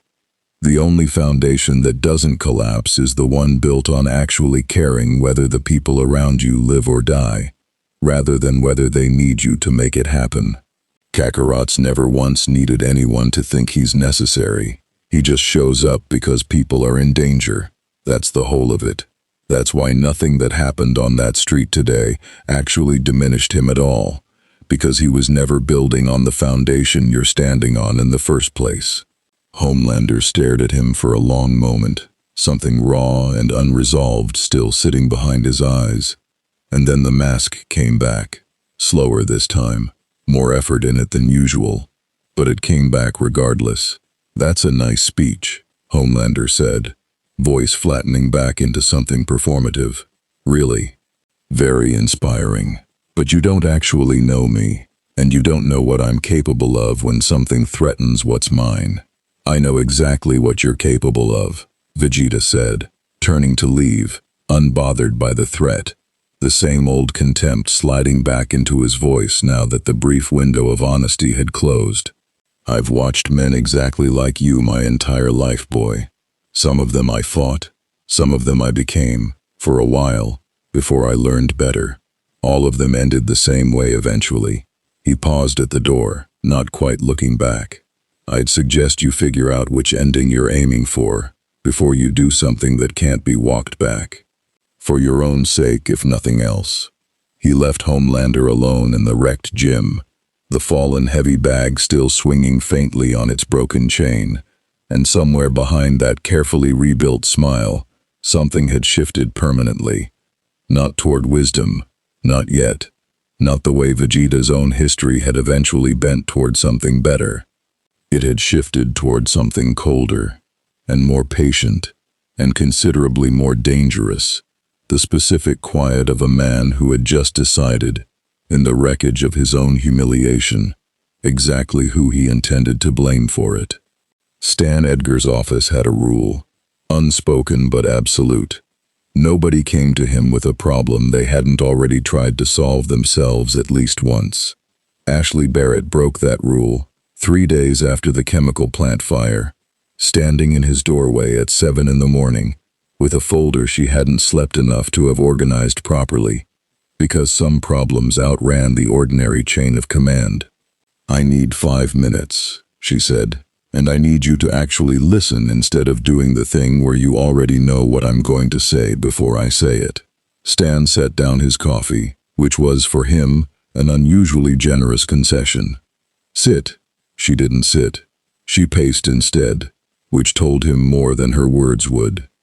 Homelander's requested access to Vegeta and Goku's individual mission logs. Not team logs, individual. He's asked comms to flag every solo call-out either of them takes without a 7 escort present, and he's asked facilities for a full schematic of the floors they've been staying on. She set the folder down on his desk, unopened. "That's not brand positioning, Stan. That's surveillance. I've watched him do this exact pattern of behavior exactly twice before, and both times it ended with somebody quietly disappearing from a Vought roster, and everyone being told not to ask why." Stan didn't open the folder either. He didn't need to. He'd already had a version of it delivered to him the night before, through channels Ashley didn't know existed, and didn't need to. "You're worried he intends harm." "I'm worried he intends harm to 2 men who, as of last week's engagement metrics, are single-handedly propping up the only genuinely positive sentiment this company has generated in 3 years. She finally sat, exhausted more than angry now. "I don't actually care about their safety for its own sake, Stan. I'll be honest with you because you'd see through anything less. I care about the fact that if Homelander does something reckless to either of them, and it gets out, and given what we've already seen these 2 survive, I don't rate his odds of succeeding very highly. We are looking at a PR catastrophe, an order of magnitude larger than anything Vought has weathered in my time here. Possibly larger than anything the company's ever weathered, period." Stan considered this for a long moment, turning it over with the same careful, unhurried calculation he applied to everything, and when he finally spoke, his voice carried none of the reassurance Ashley had been hoping for. "I'm aware," he said simply. "You're aware. That's it? That's the whole response?" "Ashley." Stan folded his hands, and something in his tone shifted, dropped a register into the kind of honesty he rarely extended to anyone below board level. "I have spent 30 years building an apparatus specifically designed to manage Homelander, to contain him, redirect him, occasionally sedate him, and above all, to ensure that whatever damage his particular instabilities cause happens somewhere quiet, on a schedule I control. That apparatus exists because I understood, decades ago, that the man is not fully stable, has never been fully stable, and will, eventually, do something none of us can walk back. I have been managing that eventuality since before you were hired." He paused. "What I am telling you is that I don't yet know whether Goku and Vegeta represent a way to finally permanently solve that problem, or whether they represent the specific catalyst that finally sets it off. Until I know which, I am not going to move against Homelander directly. because doing so prematurely, without certainty, is how you get an uncontained collapse instead of a contained one. Do you understand the distinction I'm drawing? Ashley stared at him for a long moment, and something in her expression, the last remaining piece of naive faith she'd been holding on to since her first year at Vought, the belief that somewhere above her, someone had a plan that ended with fewer bodies rather than more, visibly, quietly, died. "You're using them," she said slowly, "as a test, to see whether they can do what you've never been able to do." "I'm observing," Stan corrected, mild as ever, "which is the only responsible thing to do with variables this unprecedented. I'd suggest you do the same, rather than intervening on instinct. Instinct in this building has a poor track record of improving outcomes." Ashley left his office without another word, because there wasn't one worth saying, and walked the long way back to her own floor, specifically so she'd have time to compose her face before anyone saw it. Vegeta found the surveillance the same morning, not through any warning from Ashley. She hadn't reached out, hadn't dared risk what that might cost her, but through the simple, old habit of a man who'd survived multiple assassination attempts across multiple lifetimes and had never once stopped checking his surroundings out of pure reflex. A camera angle in the hallway outside their quarters that hadn't been there 3 days ago. A maintenance worker who lingered too long near their door, whose hands moved with more precision than routine wiring work required. Small things, the kind of things that meant nothing individually, and everything together. He didn't tell Goku immediately. He sat with it first, turning it over with the specific, patient calculation that had once made him one of the most dangerous strategic minds in the universe, weighing what to do with information that could either be handled quietly or would need to be handled loudly, and there wasn't, yet, a clean way to know which. He decided, in the end, on directness, not with Goku, not yet, but with the source. He found Homelander on the observation deck near sunset, alone, watching the city the way a king watches a kingdom he's beginning to suspect no longer entirely belongs to him. "You've had someone watching our door," Vegeta said, without preamble, coming to stand beside him at the railing rather than confronting him head-on. A small tactical choice that wasn't lost on either of them. Cameras. A man with a toolbox who doesn't know how to actually use the tools in it. "I'd ask you to be more subtle about it. Except I don't think subtlety was ever really the point, was it?" Homelander didn't deny it.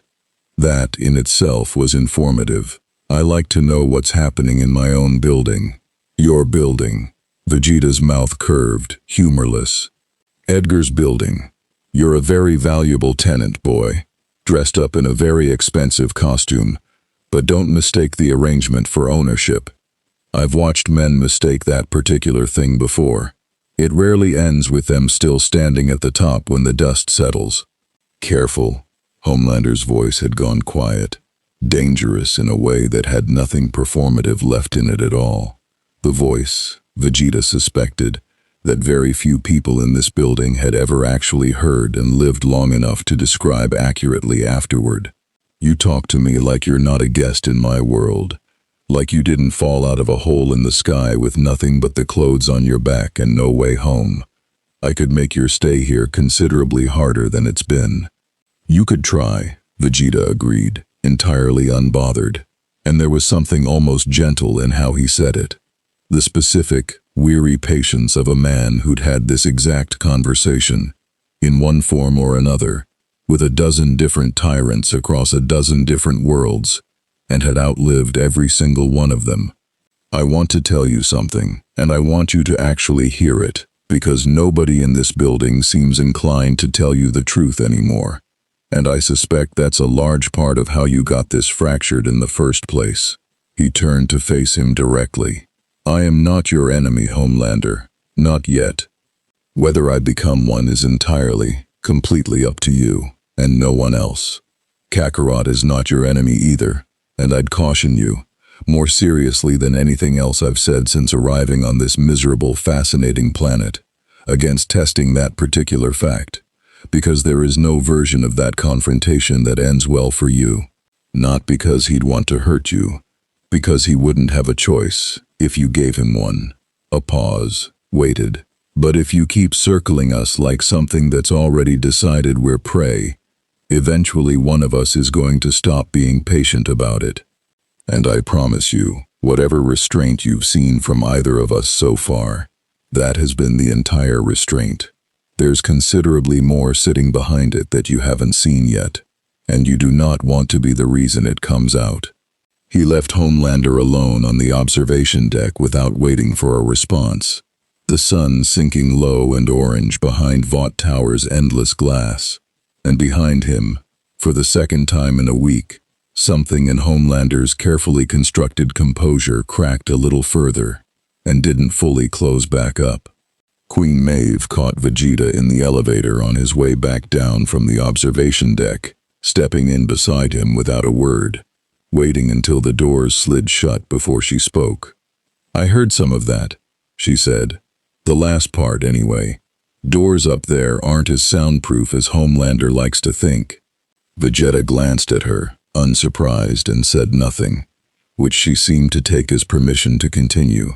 "I've been at this a long time," Maeve said, watching the floor numbers tick down, rather than looking at him directly, the specific, careful posture of someone choosing her words with more caution than she usually bothered with. "Long enough to watch 3 different people try to stand up to him the way you just did. 2 of them aren't around anymore to talk about how it went. The third one learned to keep her head down and her opinions quieter, and some days I still can't decide if that was the smart choice or the cowardly one." She finally looked at him. "I'm not telling you to back off. God knows somebody standing up to that man is about the only thing that's given me any hope in this building in years. I'm telling you to actually watch your back, because he doesn't fight fair when he's cornered, and you and your friend upstairs have cornered him about as badly as anyone ever has." "I appreciate the warning," Vegeta said, and meant it, though nothing in his tone softened to show it. "But I've been cornering worse men than him for most of my life, Maeve. It's rarely gone the way they expected either." "Yeah," Maeve said, something almost like a smile ghosting across her tired face as the elevator doors opened. "I'm starting to get that impression." Goku, when Vegeta finally told him everything that evening, the surveillance, the confrontation, Homelander's fracturing composure, took it in with less alarm than Vegeta had expected, and more quiet sadness than he'd expected either. "He's scared," Goku said, once Vegeta had finished, sitting cross-legged on the floor of their shared quarters with the particular thoughtful stillness he only showed when something was genuinely weighing on him. "Not of us fighting him, of us being better than him somehow, without even trying to be. That's a rough thing to carry around. I've fought guys who wanted to hurt me because they were angry, guys who wanted to hurt me because they thought it was their duty, guys who just liked fighting. I don't think I've fought anyone before who wanted to hurt me because I made them feel small just by existing near them." He was quiet a moment. "That's a sad reason to end up fighting someone. It's also going to get someone killed if he keeps pulling that thread," Vegeta said flatly. "Probably not us. Possibly someone standing near us when it happens." "Yeah." Goku's expression sobered further, the last of his usual easy warmth giving way to something more serious. "I don't want that. Whatever happens with him, I don't want anybody caught in the middle of it who didn't ask to be there." He looked up at Vegeta. "You think it's going to come to a real fight? Actually?" Vegeta considered the question honestly, weighing everything he'd seen since they arrived. The cracked composure, the surveillance, the raw, exposed fury in the gym, the particular, dangerous quiet of a man who'd decided who to blame for his own humiliation and hadn't yet decided what to do about it. "Yes," Vegeta said simply. "I think it's only a matter of time and trigger now. The only question left is how many people are standing close enough to get hurt when it finally happens, and whether we can arrange things so the answer is as few as possible. Outside their window, Vought Tower's lights blazed on into the New York night, indifferent to the quiet reckoning building somewhere inside its walls. And far above them, in an office with the lights dimmed low, Homelander sat alone, with a single sheet of paper in front of him. A list, handwritten, of every resource in Vought's black budget that had ever been developed, theoretically, to deal with a threat the company's own heroes couldn't handle, and began, for the first time since the bank footage first crossed 11 million views, to seriously consider using one. The black budget line Homelander was staring at had a name that meant nothing to anyone outside a very small circle of Vought's most senior legal and R&D staff: Project Vigil. It had been shelved 11 years earlier, mothballed after a single catastrophic field test that Vought's legal team had spent 4 months and an unconscionable amount of money making disappear from every record that mattered. And it had sat untouched in a sub-level facility ever since. Not destroyed, because Vought never destroyed anything with a price tag attached to it.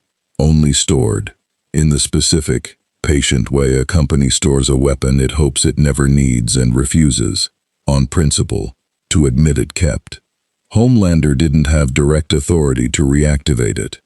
That authority sat with exactly 2 people: Stan Edgar, and the head of Vought's Weapons and Applied Sciences Division, a woman named Dr. Vogelbaum, whose name appeared on almost none of the company's public-facing materials, and whose actual job, developing and refining countermeasures against the theoretical possibility of a soup who went rogue, or a threat Vought's own roster couldn't handle, had never, in the division's entire operating history, needed to be used. Until now. Homelander requested a meeting with her directly, bypassing Stan entirely, which was itself the kind of procedural violation that would have gotten anyone else in the building fired on the spot. Dr. Vogelbaum granted it anyway, because refusing Homelander a meeting had never, in her considerable tenure at Vought, ended well for the person doing the refusing. Her lab occupied a sub-level most of the building's staff didn't know existed, sterile and cold in the specific way that spoke of budget rather than aesthetics. Rows of containment units and diagnostic equipment humming quietly under fluorescent light. Vogelbaum herself was small, precise, unbothered by rank in a way that made her one of the few people in the building Homelander had never quite managed to intimidate. "I assume this isn't a social call," she said, not looking up from the readout she was reviewing when he entered. "I need to know if Project Vigil is still viable." That got her attention. She set the tablet down slowly, studying him with the clinical, assessing look of a scientist encountering an unexpected variable, rather than any particular alarm. Vigil was mothballed for a reason, Homelander. The prototype killed the test subject in 6 seconds and put 3 of my staff in a burn unit. We don't have a functional delivery system, and even if we did, the compound itself was never stable enough for controlled field deployment. I don't need it stable. I need it to work once. On whom, exactly? Vogelbaum's voice stayed level, but something behind her eyes had sharpened considerably. Because the only reason this division exists, the only reason Stan Edgar has funded 11 years of research nobody outside this floor knows about, is the theoretical possibility of a soup threat this company's existing roster genuinely couldn't contain. If you're telling me that threat has arrived, I need to know precisely what I'm calibrating against, or I'm handing you something more likely to kill everyone in the blast radius than the actual target.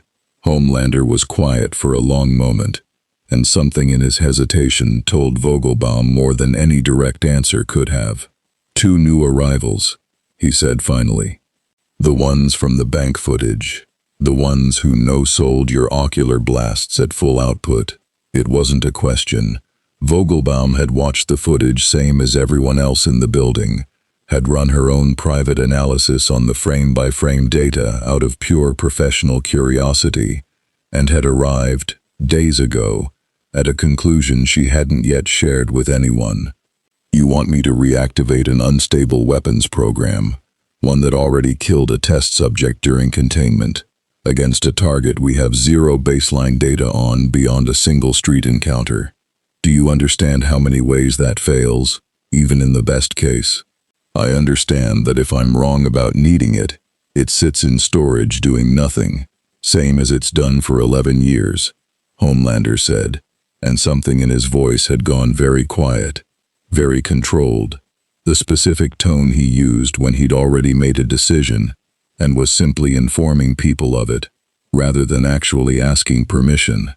And if I'm right, and we don't have it ready, then this company is going to find out the hard way what happens when something on this planet is actually stronger than me, and there's no fallback plan sitting in a drawer somewhere to handle it. I'm not willing to bet the company on the second scenario, Doctor. Are you? Vogelbaum studied him for a long, careful moment, weighing the calculus of a woman who'd spent a career building things nobody ever wanted to actually need, and who understood, with the same clinical clarity she applied to everything, that refusing him outright would simply mean he found another way, a less careful way, a less controlled way, to get what he wanted regardless. I'll need authorization from Edgar, she said finally. I won't move on this without it. Not because I doubt you, Homelander, because I've watched what happens when this building's power structures get bypassed, and it never ends with fewer problems than it started with. Fine, Homelander said, already turning to leave, already 3 steps ahead, in a plan he had no intention of actually waiting on Edgar's approval to advance. Get the authorization. In the meantime, I want the delivery system rebuilt, whatever it takes, whatever it costs. He left the lab without waiting for her agreement, and Vogelbaum stood alone in the sterile hum of her sub-level a long time afterward, looking at the containment unit in the corner that held, in a lead-lined case she hadn't opened in over a decade, the last viable sample of Project Vigil's compound, something engineered, in a very different era, under very different pressure, to do exactly one thing: strip a target's regenerative and durability functions down to nothing, for exactly long enough to make them, briefly, entirely, catastrophically human.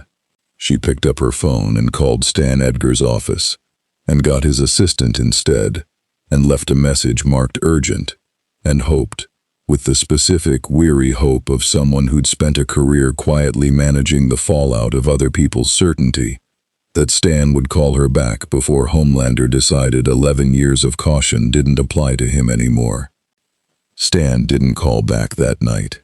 He was, in fact, 3 floors up from Vogelbaum's lab at that exact moment, in a meeting he'd scheduled deliberately without informing Homelander, sitting across from Goku and Vegeta in a smaller, less formal conference room than his usual office, a bottle of something expensive open on the table between them that neither Saiyan had touched.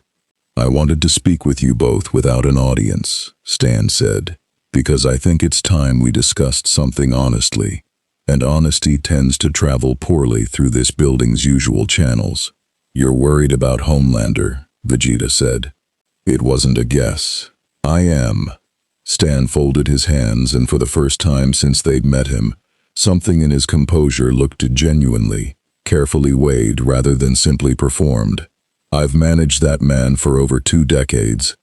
I know his patterns better than anyone alive, and I recognize the current one. He is, at this moment, actively working to acquire a countermeasure against the 2 of you, something this company developed years ago, specifically for the theoretical eventuality of an uncontainable threat. I don't yet know whether he intends to use it, or simply wants the reassurance of having it available. I suspect, if I'm honest, even he doesn't fully know yet. And you're telling us this because, Goku said, watching him carefully, because I would very much prefer this situation resolve without a body count, And because I've come to believe, over the last 2 weeks, that the two of you might actually be the only genuine heroes this company has ever had under its roof, which is a strange and uncomfortable thing for a man who spent 30 years selling a counterfeit version of that word to admit out loud.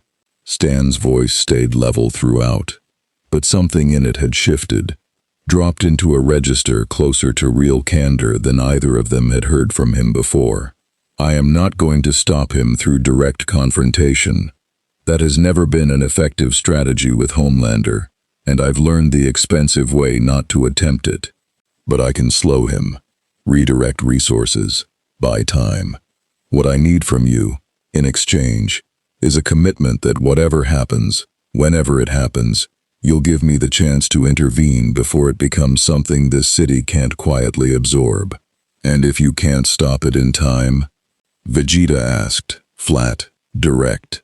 Stan was quiet for a long moment, and when he answered, there was nothing performed in it at all. Then I suppose we'll finally find out which of you this world actually needed all along, he said. Him, or the two of you. I have my suspicions. I imagine you do too. The Church of the Collective occupied a converted warehouse in Red Hook that had, over the better part of a decade, transformed from a struggling community theater into one of the most quietly influential religious operations in the country.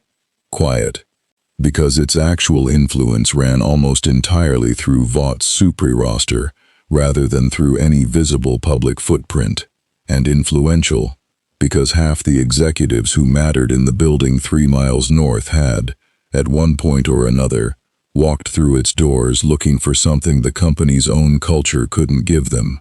Its leader, Alistair Adana, had been watching the footage of Goku and Vegeta with a different kind of interest than most of the city.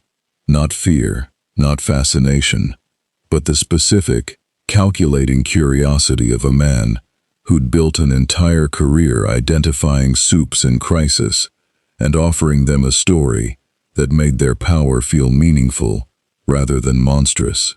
He'd read the tea leaves on Homelander's unraveling composure days before most of Vought's own executive floor had caught on, and he'd concluded, with the patient confidence of a man who rarely misjudged an opportunity, that a fracturing golden boy and 2 unmanaged, unaffiliated new arrivals represented the single richest recruitment opportunity the church had encountered in years. He sent an invitation, not to Goku. His instincts told him, correctly, that the cheerful one wouldn't bite on anything resembling doctrine or belonging dressed up as spiritual language, but to Vegeta, whose file, thin as it was, painted the picture of a man who'd spent a long time somewhere between exile and redemption, precisely the kind of narrative the church specialized in reshaping into devotion. Vegeta showed up out of curiosity more than anything, unaccompanied, arms crossed, radiating the specific contempt he reserved for anything dressed up in more ceremony than substance. Alistair received him personally in a private meeting room decorated with the kind of deliberate, understated warmth meant to feel like sanctuary rather than sales pitch. "Thank you for coming," he said, all easy warmth and practiced sincerity. "I understand you're new to this world. I imagine that's isolating, in ways most people here couldn't begin to understand." "Get to the point," Vegeta said. "I've sat through enough men who talk in circles before the actual offer to recognize the shape of it from here." Alistair's smile didn't waver, though something behind it recalibrated at the directness. "Fair. The church exists to help people like you, people carrying power the rest of the world can't relate to, and the isolation that comes with it. Find meaning beyond what Vought's marketing department decides to sell you as. We offer belonging, purpose, a framework for understanding what you are that doesn't reduce you to a product on a shelf. You want me as a member. I want you as a voice," Alistair said, leaning forward slightly. "Do you understand what it would mean for someone with your abilities, your evident conscience, to publicly align with something outside Vought's corporate machinery? It would validate everything we've spent years building. It would give thousands of people currently trapped inside that machinery, soups who've never had anyone tell them their power could mean something beyond a paycheck, a real alternative to look toward. Vegeta was quiet for a long moment, and Alistair, reading it as consideration, allowed himself a small, private satisfaction, until Vegeta spoke again, and the satisfaction curdled fast. "I've seen this before," Vegeta said, flat and unimpressed. "Different planet, different century, same exact shape. Someone weaker than the people they're courting, offering belonging as a substitute for actual power, because belonging is cheap to manufacture and actual strength isn't. You're not offering me meaning. You're offering me a costume, same as Vought offers, just cut from different cloth and priced in loyalty instead of dollars." He stood, unhurried, entirely unbothered by whatever effect his bluntness might have on the pitch. "I've spent most of my life being used by men who understood exactly how to dress up control as purpose. I got very good, eventually, at recognizing the pattern regardless of what robe it's wearing. You're better at it than most." "That's not a compliment. You misunderstand our intentions," Alistair said, some genuine edge slipping through the warmth now. "I don't think I do," Vegeta said, already at the door. "But I'll tell you something useful, since you clearly built this entire pitch around the assumption that I'm looking for somewhere to belong. I'm not. I already have that. I earned it, the hard way, a long time ago, from people who never once needed a building or a doctrine to give it meaning. You should find someone actually adrift to sell this to. I'd imagine there's no shortage in this city." He left without waiting for a response, and Alistair sat alone in his carefully appointed sanctuary a long moment afterward, recalculating. Because if the church couldn't fold the crossover arrivals into its own orbit, the next most valuable move was ensuring nobody else could either, and there were considerably darker ways to pursue that goal than a failed recruitment pitch.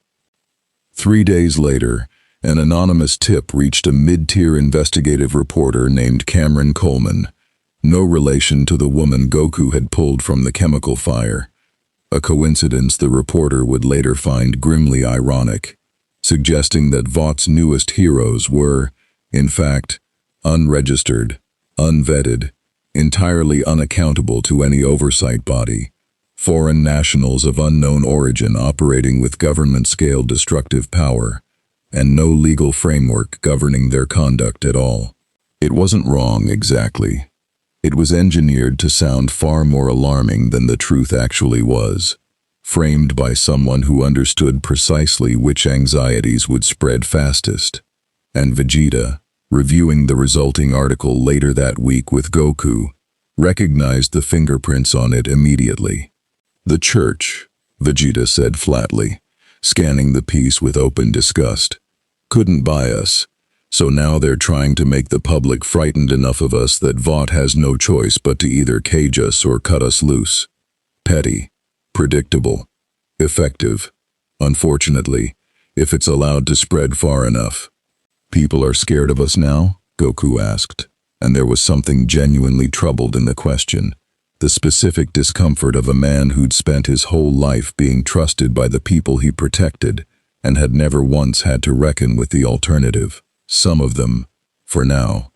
Vegeta set the tablet down. "It'll pass, if we handle it right. If we handle it wrong, it becomes something Homelander can use, a public justification for whatever he's already planning, dressed up as public safety instead of personal vendetta. We need to be careful how we respond to this." Ashley, when she caught wind of the article's spread that afternoon, arrived at the same conclusion from a different angle, standing in Stan Edgar's office with the specific exhausted urgency of someone managing 3 simultaneous fires with steadily diminishing water. "I can spin this," she said. "Public statement, maybe a supervised interview. Something that puts a human face on both of them before the fear narrative calcifies into something we can't walk back. But I need them cooperative, and I need it fast, because right now the story's moving faster than we are." "Arrange it," Stan said, Let Ashley run point. No Vought branding push too hard. She's right that the audience trusts them precisely because it doesn't feel manufactured. Don't manufacture the response either. He paused, weighing something. And keep Homelander away from it entirely. If the public sees him standing next to them right now, given everything already simmering under the surface, it reads as exactly the kind of corporate containment story the church wants people to believe in the first place. The interview happened 2 days later. A single, unscripted sit-down, with a respected local anchor. No teleprompter, no pre-approved questions despite Homelander's earlier demands, which Ashley had quietly, deliberately ignored once she'd seen how badly the alternative was likely to play. Goku answered every question with the same unguarded honesty he brought to everything, admitting freely that they weren't from this world, that they didn't fully understand its laws or its politics, that they were simply trying to help where help was needed, and hadn't asked for any of the scrutiny that came with it. Vegeta, when pressed on the destructive power concerns raised in the article, didn't soften anything either. Yes, I could level a city block if I wanted to, Vegeta said, flat and unbothered, to the visible alarm of the production crew off camera. So could a dozen things this city's already built and stockpiled, without anyone writing frightened articles about them. The difference between me and a weapon in a silo is that I have a conscience, and a considerable amount of experience with exactly what happens to people who use power carelessly.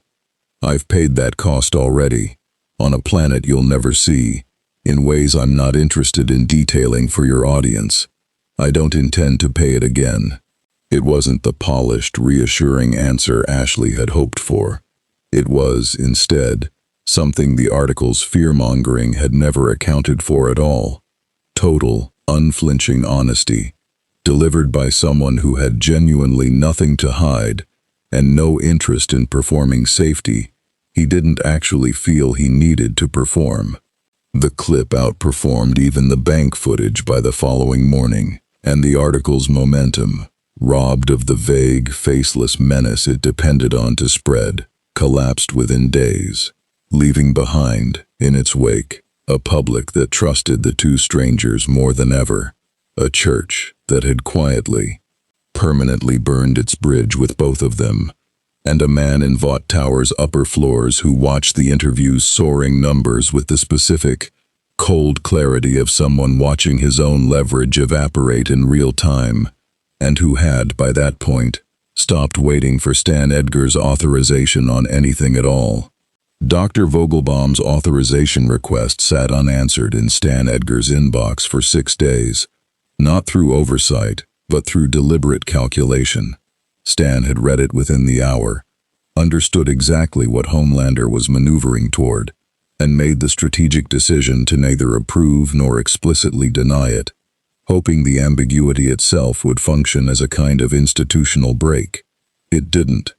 Homelander had never needed formal authorization to get what he wanted from people who feared him more than they feared the consequences of ignoring proper channels, and Vogelbaum, after 4 increasingly pointed conversations, finally relented and began quietly rebuilding Project Vigil's delivery system, using resources requisitioned under 3 different cover budgets, none of which required Stan's direct sign-off to move. She told herself she was doing it to maintain control over something that would happen with or without her. Better the compound existed under careful, professional stewardship than assembled by someone with less expertise and more desperation. It was, she understood even as she told herself this, the exact rationalization that had justified every questionable decision in this division's entire history, and she built the delivery system anyway. The confrontation that finally broke the fragile equilibrium didn't come from Homelander directly. It came, with a kind of grim inevitability neither Goku nor Vegeta had fully anticipated, from A-Train. It started small, a supply run gone wrong 3 states over, a minor superhuman trafficking operation Vought had been quietly tracking for weeks, Low stakes by the standards either Saiyan had grown used to on this world. O-Train had been assigned lead on the operation as a chance to reclaim some spotlight after weeks of being overshadowed in every metric that mattered, and Goku had been sent along as backup, an assignment Ashley had approved specifically hoping shared credit might ease some of the growing resentment building across the Seven's roster. It didn't. O-Train moved too fast into a situation he hadn't fully scouted, took a hit meant to disable a target's escape vehicle, and instead clipped a civilian bystander hard enough to shatter her leg in 3 places. And rather than owning the mistake in the aftermath, in front of cameras that had, once again, caught the moment his own carelessness cost someone dearly, he did what Vought's culture had trained every one of its heroes to do instinctively. He reached for someone else to blame. "He was supposed to have my back," A-Train said to the assembled press afterward, gesturing toward Goku with visible, practiced outrage. "I asked for a clear lane, and he was standing right where the woman ended up. If he'd been where he was supposed to be, none of this happens." It was, by any honest reading of the footage that would surface within hours, a complete fabrication.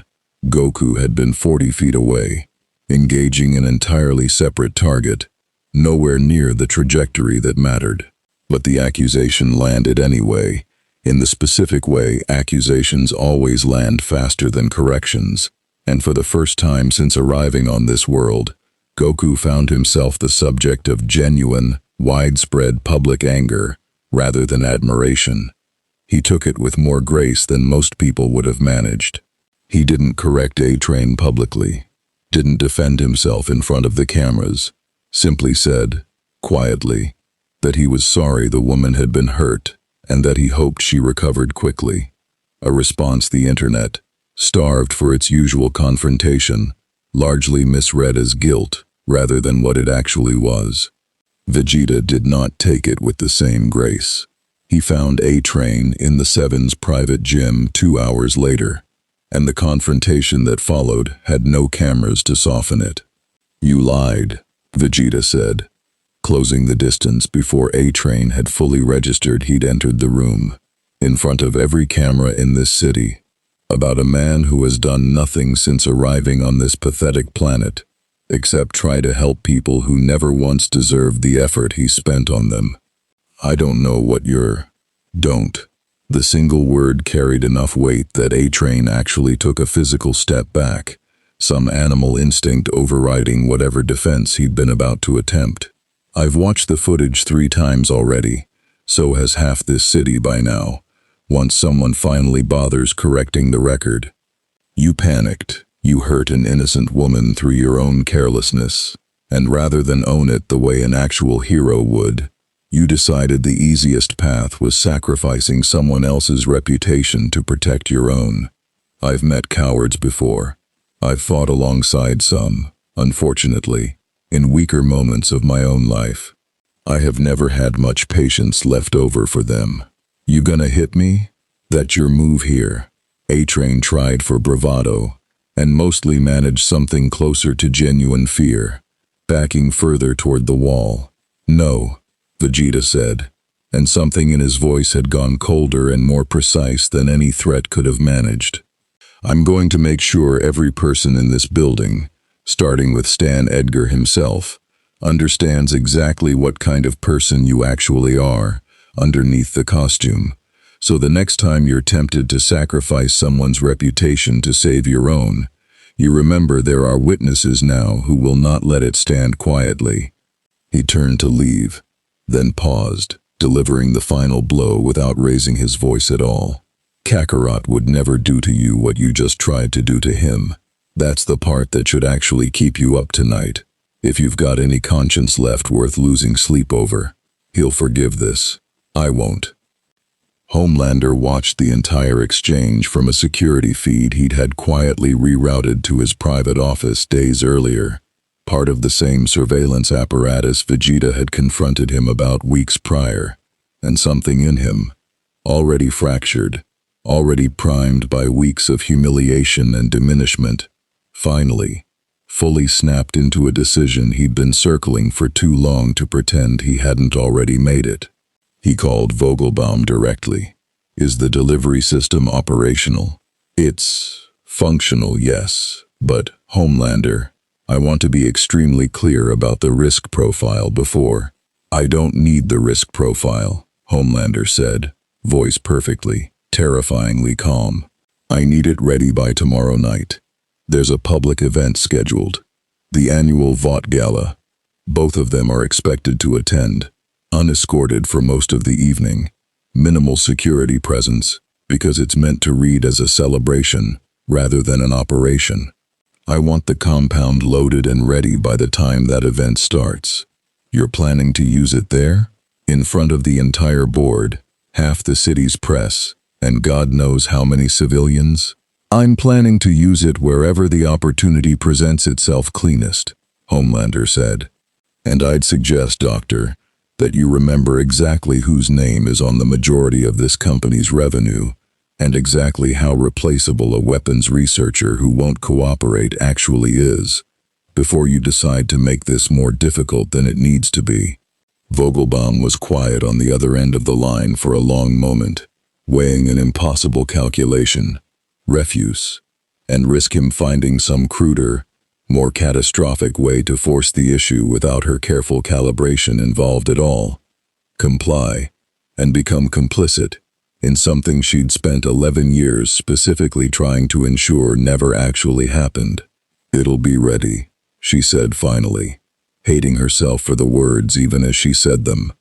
"Good," Homelander said, and hung up without another word, already turning his attention toward the gala's guest list, already beginning to plan, with the specific, patient cruelty of a man who'd finally found a target for the humiliation eating him alive, exactly how the evening would need to unfold to end with him, once again, standing alone at the top of everything that mattered.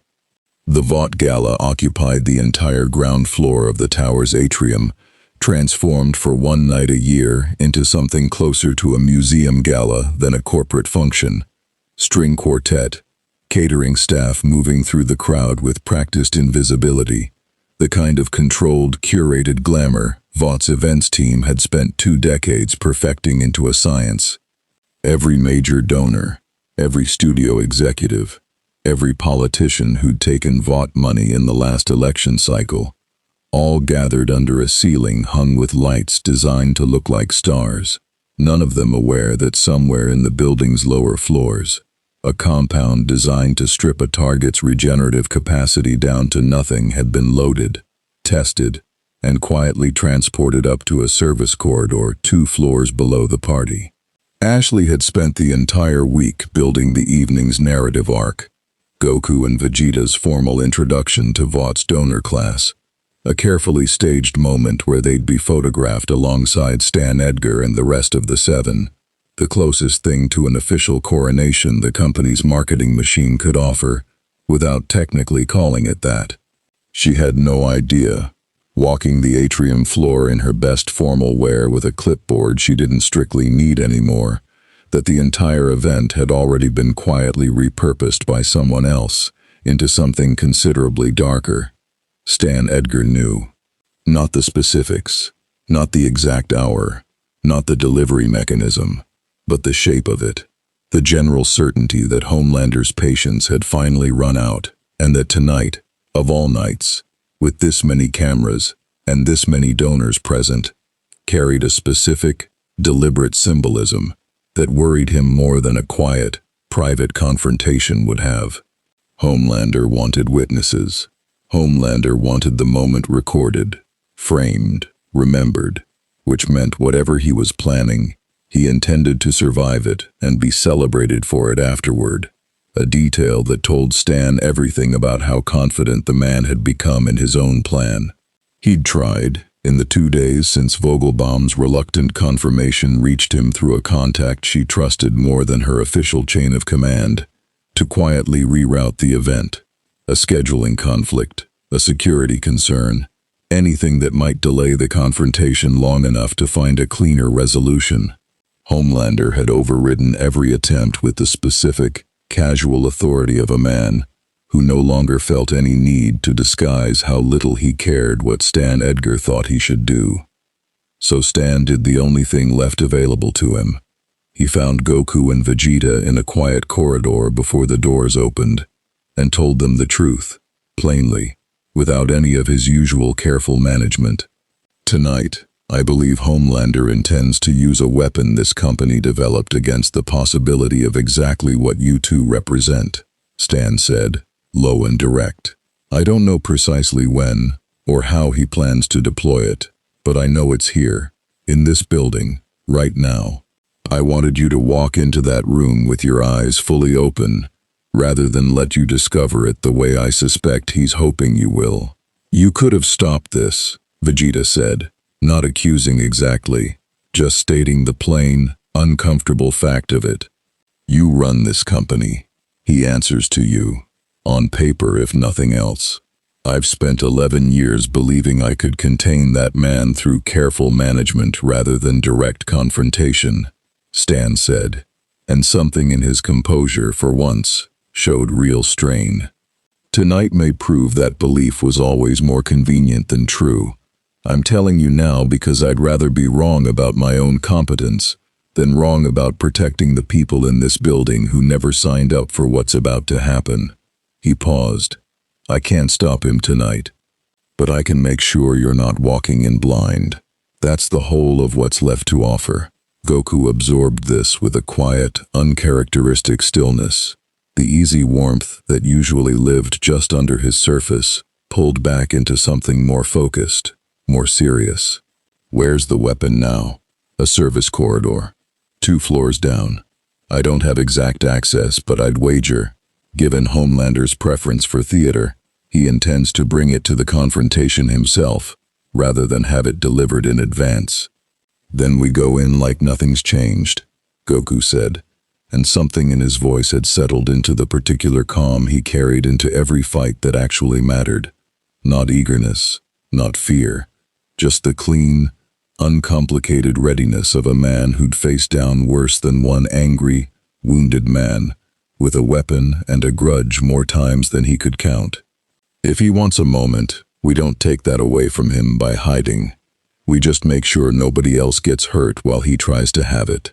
Vegeta said nothing, but the look he exchanged with Goku carried the full weight of every battle they'd fought side by side, across a lifetime neither of them had asked for, and both had, eventually, come to value more than either would readily admit.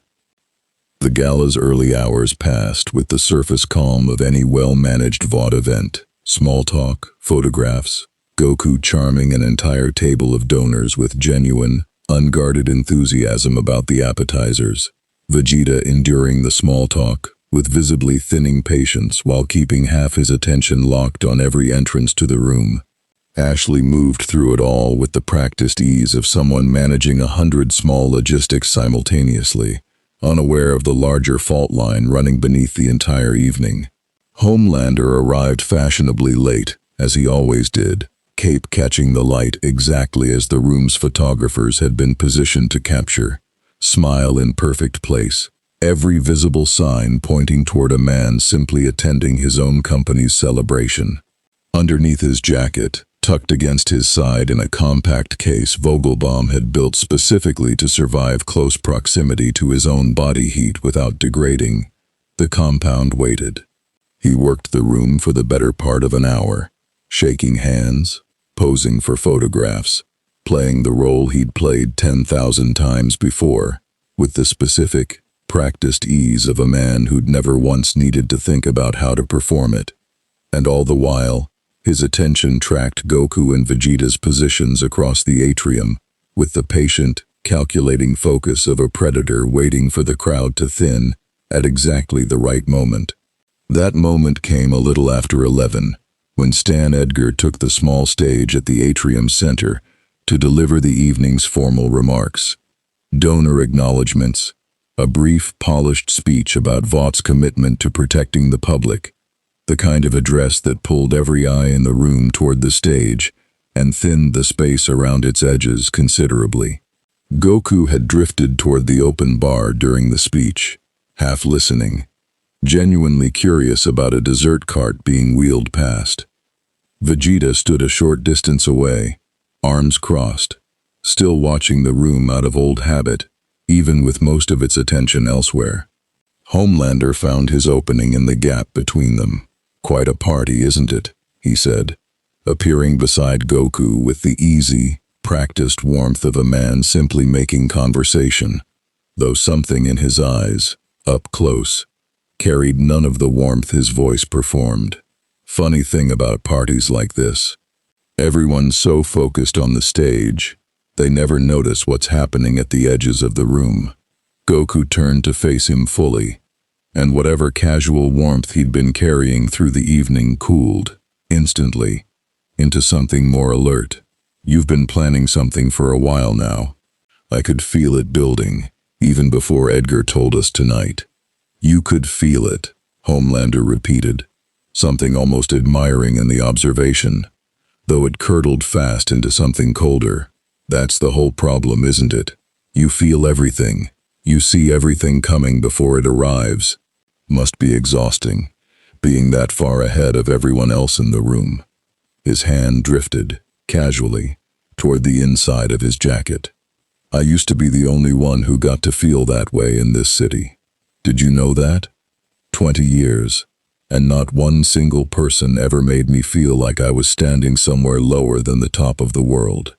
And then you fell out of the sky, and in about 90 seconds, in front of a phone camera, you took that away from me without even trying, without even wanting it, which honestly might be the worst part of all of this. You didn't even want what you took." "I don't want to be on top of anything," Goku said, quiet, steady, no anger in it at all, just plain, uncomplicated honesty. "I never have. I'm sorry if that's hard to hear, but it's the truth. This was never a competition to me."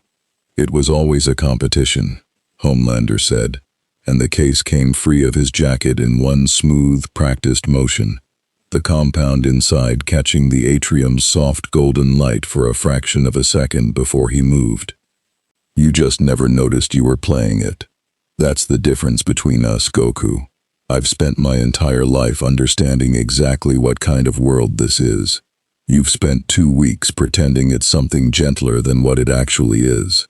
His eyes flared red, not with heat vision this time, but with the particular, focused intensity of a man committing fully to an action he'd rehearsed 100 times in his head over the last several days. "Let's find out, once and for all, whether that gentleness survives contact with what I actually am." The compound deployed in a fine, near-invisible mist, faster than most of the surrounding crowd would register at all, and across the atrium, Vegeta's head snapped toward them the instant he felt the shift in the air, already moving, already too far away to close the distance in time. Goku didn't move at all. He simply stood there, in the golden light of a ballroom full of donors and cameras, and a man he'd never once wanted as an enemy, and let it happen. The mist settled over Goku in a fine, glittering film, catching the ballroom's golden light for a moment before soaking into skin and cloth alike. And for 3 full seconds, nothing happened at all.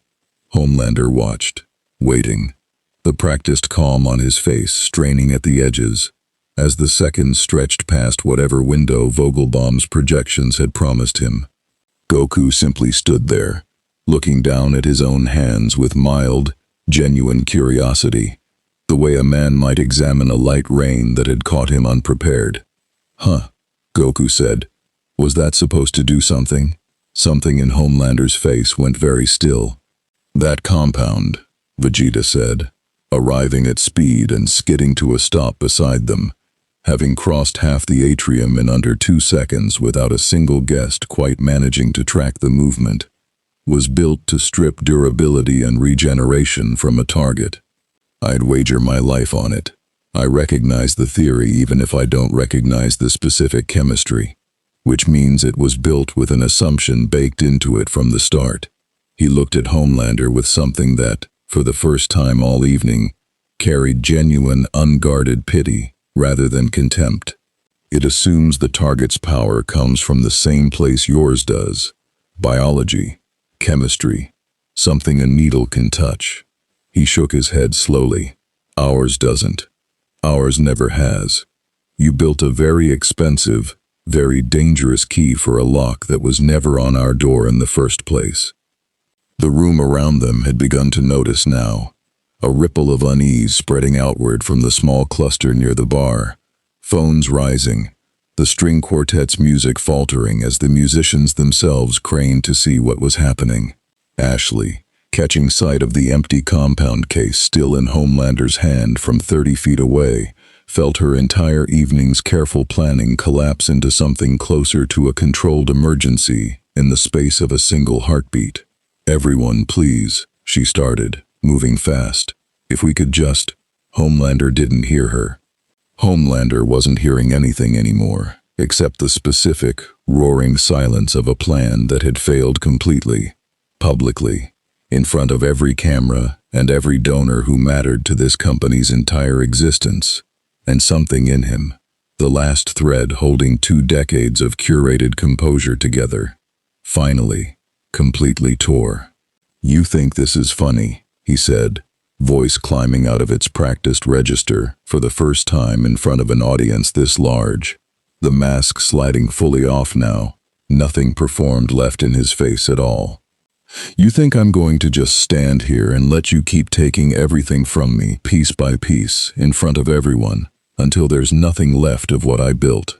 Nobody's taking anything from you," Goku said, and his voice had gone quieter, gentler, though something underneath it had firmed into absolute, unshakable resolve. "You're doing that part all by yourself. And I think some part of you already knows it. I don't want to fight you. I never have. But I'm not gonna let you hurt anyone in this room to prove a point that isn't even true." "Then I guess," Homelander said, and his eyes flared red, brighter than either Saiyan had seen them yet.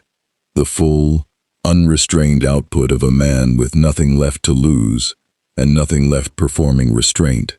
"We're finally going to find out what happens when I stop holding back." He came at Goku not with heat vision this time, but bodily, full speed, a blow that would have taken the head off anything else in this city and cratered the floor beneath it. And Goku caught it, one-handed, the same effortless, immovable stillness he'd shown on the street 2 weeks earlier. Except this time the crowd was close enough, and the cameras rolling enough, that 11 million views would look like nothing at all compared to what tonight would generate by morning.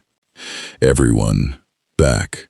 Vegeta's voice cracked across the room like a whip, and whatever authority lived naturally in that tone sent the nearest guests scrambling for the exits without needing to be told twice. Ashley herself grabbing the closest donor's arm and hauling him bodily toward the stairwell. Security finally belatedly mobilizing to clear the floor. Homelander didn't stop. Blow after blow, faster now, wilder. All the discipline that had defined 2 decades of careful, camera-ready violence, stripped away into something closer to a man, simply trying to hurt something badly enough that the hurting itself would prove he still mattered. Goku blocked, absorbed, redirected, never once striking back with anything close to real force.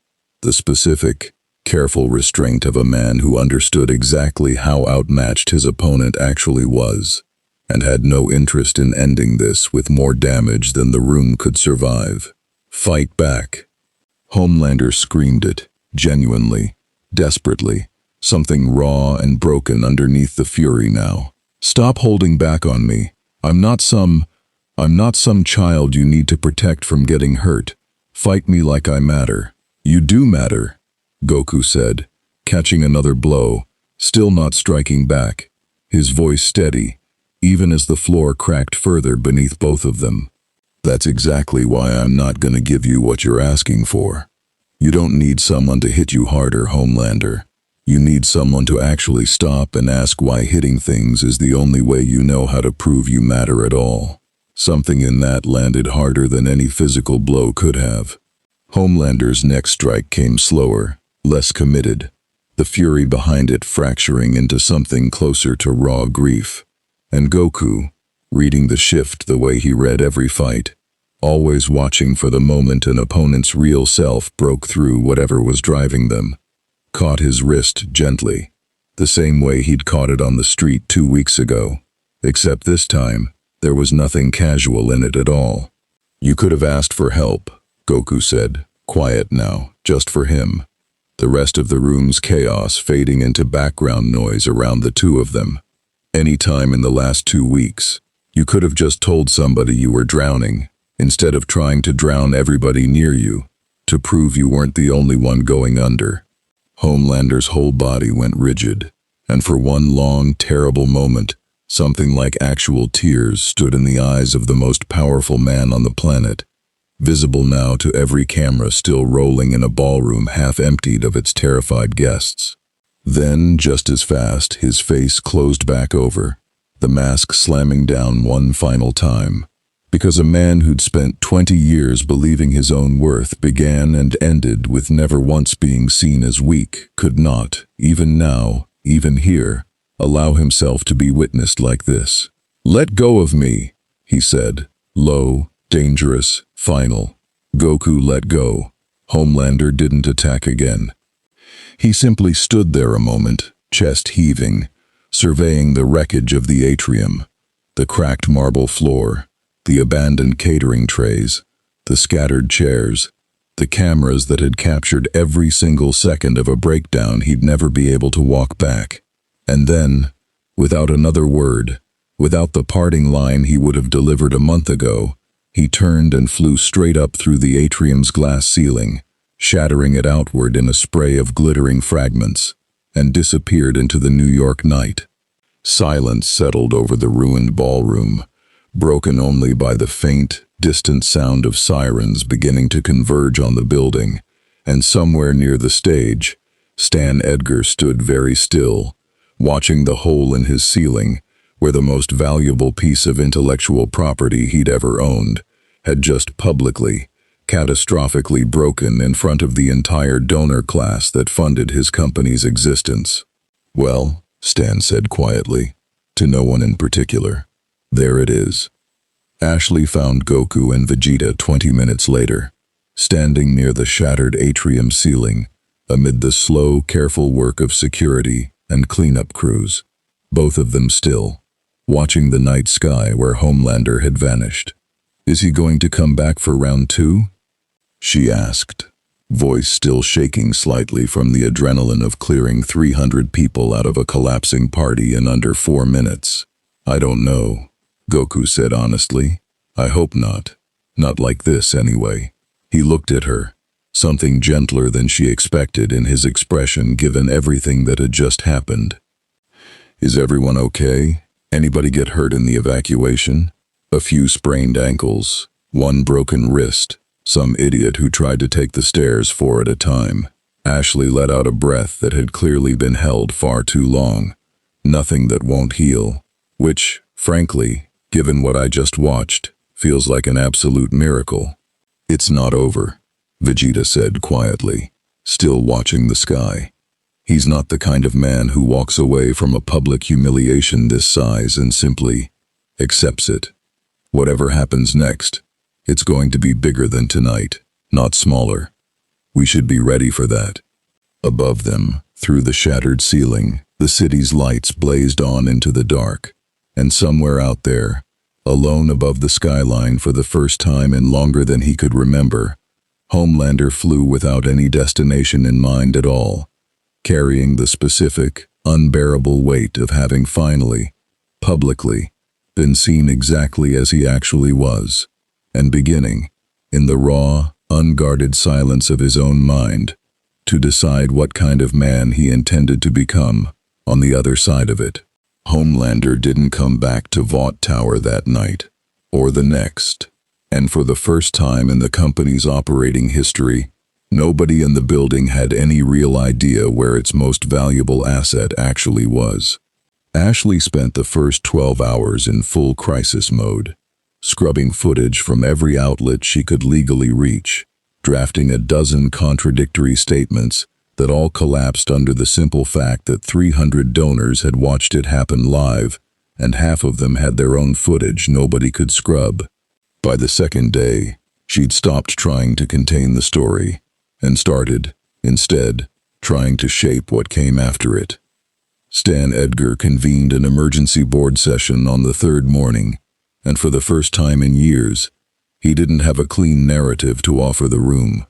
The honest assessment, he told the assembled executives, is that our primary asset suffered a complete public breakdown in front of our entire donor class, attempted to use an unauthorized black budget weapon against two individuals this company has publicly welcomed, and has now been unreachable for 72 hours. I will not insult this room by pretending there's a version of damage control that makes this disappear. What I can offer is a path forward that doesn't require pretending it didn't happen. He let that land, watching the room's temperature shift from panic toward something closer to reluctant attention. We reframe. Not Homelander's failure. The arrival of something this company never had before. Two individuals who responded to a crisis with restraint, who protected civilians during an internal security failure, who represent a version of heroism this brand has never successfully sold because, frankly, we never actually had it to sell before now. You're suggesting we replace him, one of the board members said, careful, testing the water. I'm suggesting, Stan said, that the market has already made that decision for us, and our job now is simply to catch up to it before a competitor does. Vogelbaum resigned the following week, quietly, without fanfare, leaving behind a resignation letter that named no names and cited only a professional disagreement regarding acceptable risk tolerance, though everyone who mattered in the building understood exactly what it meant, and Stan let her go without argument, understanding that some decisions cost you something regardless of how carefully you tried to manage around them. Ashley found Goku and Vegeta in the days that followed handling something that had nothing to do with Vought's internal politics at all. A genuine crisis, a building collapse in Queens from a gas leak nobody had caught in time, real people trapped under real rubble, no cameras present until well after the two of them had already pulled everyone out. It was the kind of call that would once have gone straight to Homelander for the photo opportunity. Now it simply went to whoever was closest and capable, and increasingly, across the city, that meant the two strangers who'd never once asked for the job in the first place. You're getting a lot of calls that used to go to him, Ashley said, finding them afterward, dust-streaked, helping a paramedic team coordinate the last of the evacuations without being asked. People need help, Goku said simply, like it wasn't a complicated observation at all. Doesn't matter much who used to get the call. It matters to the board, Ashley said. It matters to the stock price, believe it or not, which I never in 1,000 years expected to say about anyone's rescue technique. You've become, she searched for the word, the story, the real one, instead of the one we used to have to build from scratch every quarter. I don't want to be a story, Goku said, quiet but firm. I just want to help where I can. If that's what people want to make of it, I can't really stop them. But that's not why I'm doing any of this. I know, Ashley said, and something in her voice carried genuine, unguarded honesty for the first time since they'd met her. I think that's exactly why it's working. Homelander resurfaced on the 5th day, not at Vought Tower, but at a small, unremarkable house on the outskirts of the city, a place almost nobody in the company knew existed, a place he hadn't visited in years, standing in front of a door he hadn't knocked on in longer than that. Queen Maeve found out he'd gone there only because she'd quietly asked Vought's security team to flag any movement on his tracker, worried in a way she couldn't fully articulate even to herself. And when she arrived at the address 20 minutes behind him, she found him sitting on the porch steps of a house that belonged, according to the property records she'd pulled on the drive over, to a woman named Grace Mallory, a name that meant nothing to Maeve, and everything, apparently, to the man in front of her. "Didn't figure you for a stalker," Homelander said, without looking up, voice hollow in a way she'd never heard from him before. "Didn't figure you for someone who runs and hides instead of spinning a press release," Maeve said, sitting down a careful distance away. "What is this place?" He was quiet a long time before he answered. "Somewhere I used to think about coming, when things got bad. Never actually came, until now." Another long silence. "I don't even know why I'm here. She wouldn't want to see me. Nobody in this whole city actually wants to see me right now. Not the real version, anyway."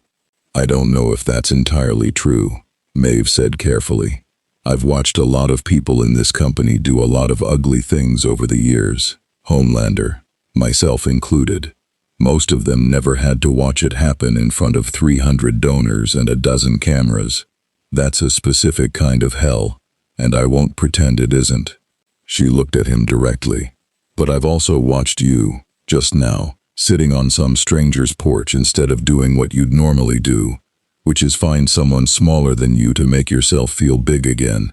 That's new. I don't know if it means anything yet, but it's new." Homelander said nothing for a long time, staring out at a quiet suburban street that had nothing to do with the empire he'd spent 2 decades building 3 miles from where they sat. "I don't know how to be anything except the version everyone's afraid of," he said finally, and it was the most honest sentence Maeve had ever heard him say. "I don't know if there's anything else actually under it. I used to think there was. I'm not sure anymore." "Then maybe," Maeve said, quiet, careful. "That's worth finding out, before you decide there's nothing left worth trying for." He didn't return to Vought Tower that night either, but he didn't disappear again either. Maeve's tracker showed him circling the city slowly for hours afterward, not toward any target, not toward any confrontation, just moving, the way a man moves when he's trying to outrun something that lives entirely inside his own head and has nowhere else to go. Across the city, in a rooftop garden 2 floors below the Seven's quarters, Vegeta watched the same tracker data Ashley had quietly shared with them, weighing what it might mean. "He hasn't come after us again," Vegeta said. "That's either the first sign of something better, or the calm before something considerably worse. I genuinely don't know which yet." "Maybe it doesn't have to be one or the other," Goku said, watching the same skyline, thinking of a woman named Denise Coleman he'd pulled from a burning building weeks ago, of a man on a porch who'd finally, for one unguarded moment, let someone see him as something other than a legend. People change. It's slow, and it's not guaranteed, and sometimes they don't make it all the way there. But I've seen it happen before, on worlds a lot less forgiving than this one." He was quiet a moment. "I'd rather give him the chance to prove which way this goes than assume the worst before he's had it." "That," Vegeta said, "is either the most naive thing you've said since we got here, or the wisest. I genuinely can't decide which, either." "Maybe," Goku said, with the faint, familiar warmth of his usual grin returning for the first time in days. "It's both." Butcher heard about the porch, about Maeve's conversation, about the strange, unfamiliar stillness that had settled over Homelander in the days since the gala, through channels that had nothing to do with official Vought communications. Huey had a source inside Maeve's small, trusted circle, someone who owed him a favor from years back, and the report that came through was detailed enough that Butcher spent a long evening turning it over, with more genuine uncertainty than he usually allowed himself. "You think it's real?" Huey asked, watching Butcher pace the length of their cramped safe-house living room. "The whole porch, tears, soul-searching thing. Or you think it's another act?" "I think," Butcher said slowly, "that I've spent longer than I care to admit hating that man specifically, personally, for reasons that go a lot deeper than professional obligation, and some ugly part of me wants it to be an act, because an act I know how to fight." A man actually trying to change. He shook his head, unable to finish the thought cleanly. That's harder to hate properly, and I've built a lot of my life around hating him properly. So what do we do? Nothing for now. Butcher dropped into the chair across from him, tired in a way that had less to do with the hour and more to do with the specific exhaustion of a man whose entire worldview had just been quietly, inconveniently complicated. We watch, same as we've been watching those two Saiyan blokes since they landed. If Homelander's actually trying to become something other than what he's been for 20 years, I'm not going to be the one who gets in the way of that, not out of any goodwill toward him, mind, but because if it's real, it means fewer people end up dead down the line, and I've buried enough people already to care more about that outcome than about my own satisfaction. He was quiet a moment, staring at nothing in particular.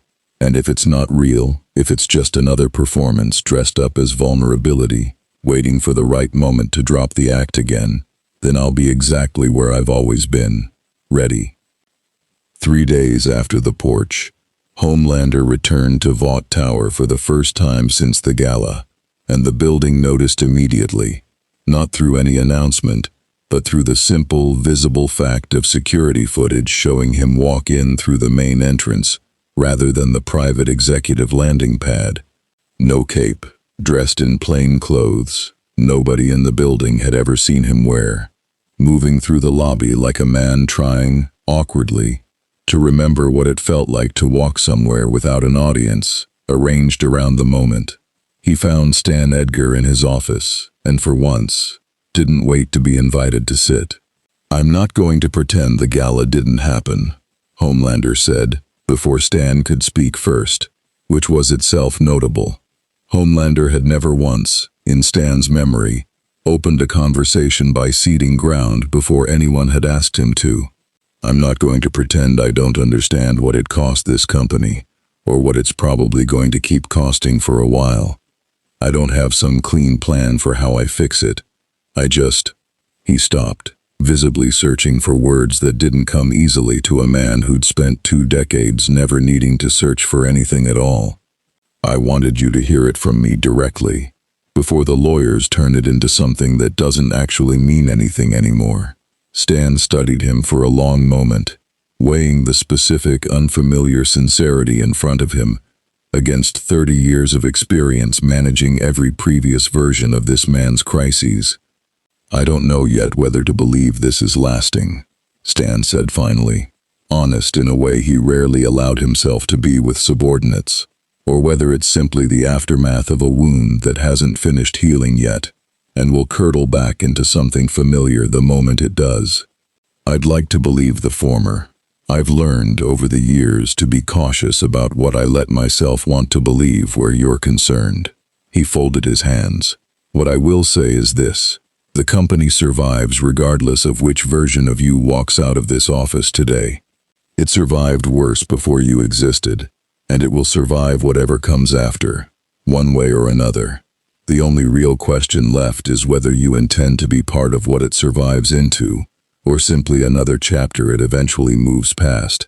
That part's entirely up to you now. Nobody else can answer it for you." Homelander sat with that a long moment, and for the first time since Stan had known him, didn't reach for a rebuttal, didn't reach for the mask, simply absorbed it and let it sit there, uncomfortable and unresolved, the way real change actually has to sit before it means anything at all. "I don't know what I'm supposed to say to them," he said finally, quiet. "Goku, Vegeta, after everything." "I'd suggest," Stan said, "starting with the truth. It's an unfamiliar strategy for you, I realize, but I suspect, given everything I've watched over the last several weeks, it's the only one that still has a chance of working." Homelander found Goku alone on the same rooftop garden 2 floors below the Seven's quarters, a week after the porch, a week after the conversation with Stan, a week spent, as far as anyone in the building could tell, genuinely trying to figure out who he was, without an audience arranged around the answer. He didn't fly in this time. He took the stairs, which Vegeta, watching from a distance with the particular attention he'd never fully stopped paying to Homelander's movements, found more telling than anything else that had happened since the gala. "Can I sit?" Homelander said. And it wasn't performed, wasn't the practiced warmth of a man managing a room. It was, simply, a question, asked plainly, by someone who genuinely didn't know if the answer would be yes. "Sure," Goku said, and meant it. Homelander sat, and for a long moment, neither of them said anything at all, the city humming quietly below them in the gathering dusk. "I've been trying to figure out what I actually wanted to say to you," Homelander said finally. "I had about 6 different versions worked out in my head on the way up here. All of them sounded like something my publicist would write. I think that's kind of the whole problem, if I'm honest. I don't actually know how to say something that isn't managed first." He was quiet a moment. "So I'm just going to say it badly, I guess, and hope that counts for something." "It counts," Goku said. "Go ahead." "I'm sorry." It came out plain, unadorned, nothing behind it except the words themselves. Not the version of sorry I've said on camera before, when I needed a crowd to forgive me for something. Actually sorry. For the gala. For trying to hurt you in a room full of people. For trying to use something that could have killed you. For every version of the last month where I decided the easiest thing to do with feeling small was try to make you feel smaller instead. He looked out at the skyline rather than at Goku, which made the honesty easier, the way it often does. "I've spent 20 years believing that being afraid of me was the same thing as people actually caring whether I lived or died. You showed up and proved, in about 90 seconds, on my first real look at you, that the two things were never the same thing at all. And instead of sitting with that like an adult, I tried to make you disappear so I wouldn't have to." Goku listened to all of it without interrupting, and when Homelander finally ran out of words, he let the silence sit a moment before answering, weighing it honestly rather than rushing to make the other man feel better. "I believe you," Goku said finally. "For what it's worth, I don't think everybody's gonna believe you right away. You scared a lot of people at that party, and trust takes longer to rebuild than it takes to break. That's just how it works everywhere I've ever been. But I believe you, sitting here, right now." He was quiet a moment, thoughtful. "Can I ask you something, though?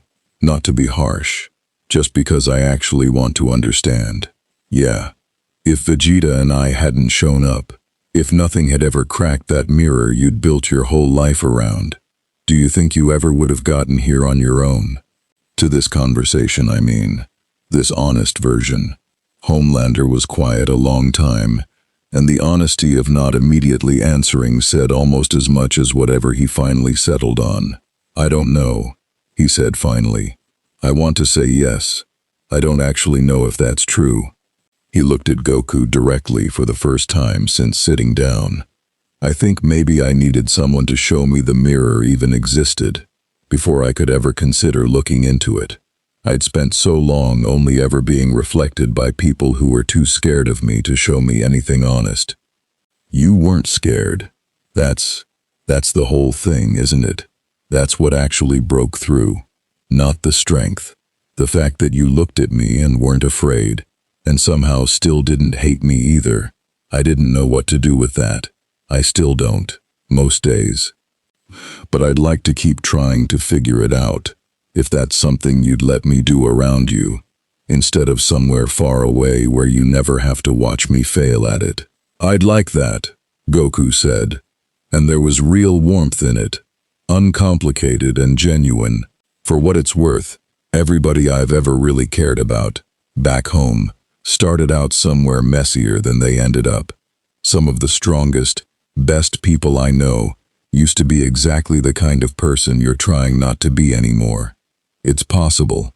It's not easy, and it's not fast, but it's possible. Vegeta chose that moment to step out from where he'd been listening at the garden's edge, arms crossed as ever, expression unreadable in the fading light.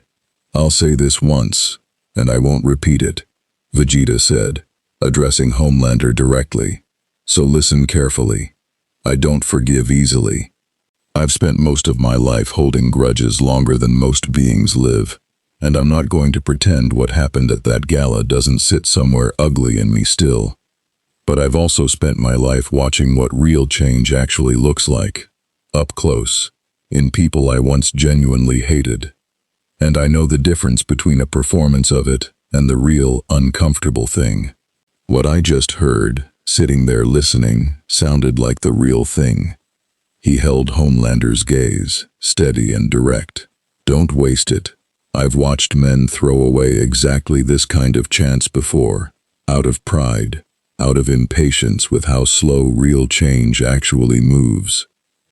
If you do that, if this turns out to be another mask, 6 months from now, once the discomfort's faded enough that the old habits feel easier again, I will not extend whatever patience I'm extending right now a second time. Are we understood? Understood, Homelander said, and for the first time since either of them had met him, there was nothing performed in his voice at all. Just plain, steady acknowledgement, the sound of a man accepting a boundary, rather than resenting it. The weeks that followed reshaped Vought International in ways nobody in the building, least of all Stan Edgar, had fully anticipated. Homelander didn't disappear from public life. Vaught's business, whatever else had changed, still needed its most recognizable face. But the shape of his role shifted, gradually, unevenly, in ways that showed up first in small choices rather than grand gestures. He stopped angling for the camera-ready rescue and started, instead, showing up to the unglamorous calls too. The ones without an audience. The ones that never made the highlight reel. The specific, quiet work of actually being useful rather than being seen. It wasn't a clean transformation. There were setbacks. A sharp word to a junior staffer that echoed old patterns. A flash of the old wounded pride during a press conference that Ashley had to carefully manage around. Small failures that reminded everyone watching that real change rarely moves in a straight line. But there were also, increasingly, genuine moments that surprised even the people most skeptical of him. Homelander sitting quietly with a frightened child during a building fire instead of performing calm for the cameras outside. Homelander deferring, publicly, to Goku's read on a hostage situation rather than insisting on his own approach. Small, accumulating proof that something in him actually was, slowly, becoming something other than what it had been. Vaught's business model shifted alongside him, whether Stan Edgar had fully planned for it, or simply adapted to what the market had already decided. The Seven's marketing gradually de-emphasized the manufactured crisis, the exaggerated threat, the careful theater of danger, designed to keep the public grateful and afraid in equal measure. Not because Vaught's leadership had suddenly discovered a conscience. Ashley would tell anyone who asked with the specific, weary honesty she'd earned over the last 2 months, but because the numbers made undeniably, overwhelmingly clear that audiences responded more powerfully, more loyally, to something that felt genuinely true than to anything the old machine had ever managed to manufacture. It's not that Vought became good, Ashley told Hughie Campbell, in a conversation neither of them would have predicted happening a few months earlier, over coffee in a quiet corner of a cafe, far from Vought Tower's usual orbit. I don't think a company like this ever fully becomes good, but it's harder to hide the ugly parts now, with 2 people in the building who genuinely don't have any interest in helping hide them. That matters. It's not everything, but it matters. Goku and Vegeta never did find their way home. Not in the weeks that followed, not in the months after that. The exact mechanism of the rift that had brought them there remaining as much a mystery on the day of the gala as it had been on the day they landed. They stopped, gradually, treating it as an urgent problem to be solved, and started, instead, treating this world the way they'd eventually treated every world worth staying for, as somewhere worth genuinely investing in, rather than merely passing through. Butcher never fully trusted either of them. Not completely. Not in the deep, unguarded way trust usually requires. Some old, hard-earned caution in him simply didn't have room for that kind of faith anymore. Not after everything Vought had cost him over the years. But he stopped watching them the way he watched threats, and started, instead, watching them the way he watched allies whose motives he'd simply decided, after enough evidence, he no longer needed to interrogate every single day. Edgar kept his own counsel about most of it, the way he always did, though those who knew him best noted, in the months that followed, a subtle shift in how he ran the building. Slightly less theater, slightly more substance. The specific, careful recalibration of a man who'd spent 30 years believing the story mattered more than the truth beneath it, and had finally, quietly, begun to wonder if he'd had that backwards the whole time. And high above the city, on evenings when the work was done and the calls had gone quiet, Goku and Vegeta would sometimes find themselves on that same rooftop garden, looking out over a skyline that had become, gradually, without either of them quite planning for it, something close to home. Proof, if either of them had needed it, that the strongest thing a person could bring into a broken world wasn't always force. Sometimes it was simply the refusal to become what the world expected of you, held steady long enough that the world, slowly, painfully, began to expect something better instead. The city looked different from up there, at dusk, than it had on the day they'd fallen out of a torn seam in the sky and landed in an alley that smelled like garbage and gasoline. Not different in shape. The same glass towers, the same endless sprawl of light stretching to every horizon, but different in what it meant, the way any place becomes different once you've bled for it, fought for it, chosen it enough times that leaving stops feeling like an option worth entertaining. Goku sat on the rooftop ledge, legs dangling over open air, the same way he'd sat that first week, back when this world had still felt like a strange, interesting puzzle, rather than something worth calling his own. Vegeta stood beside him, arms crossed, watching the same skyline with the quiet, settled stillness of a man who'd found, against every expectation he'd carried into this accident of a landing, something worth staying for. "You ever think about home?" Goku asked, not with any real urgency behind it, just curious, the way he was curious about most things. "Every day," Vegeta said. "That doesn't mean I'm in any hurry to leave this one before it's finished needing us." He was quiet a moment. "There's still work here. Real work. The kind that actually matters." "Yeah," Goku said, and there was nothing but contentment in it. "There is." Below them, the city hummed on into the night, imperfect, still broken in places no single rescue could ever fully fix, still carrying all the ugliness Vought had spent decades building into its foundation. But somewhere in that skyline, a man who'd once ruled through fear was learning, slowly and imperfectly, what it meant to earn something instead of demand it. Somewhere in that skyline, a company built on manufactured heroism was discovering, however reluctantly, that the real thing sold better than the lie ever had. And somewhere in that skyline, two strangers who'd fallen through a hole in the sky had become, without ever asking for the title, exactly what this broken, beautiful, complicated world had needed all along. Not saviors, not legends built for a poster, just two people who showed up, and kept showing up, and never once stopped believing that was enough.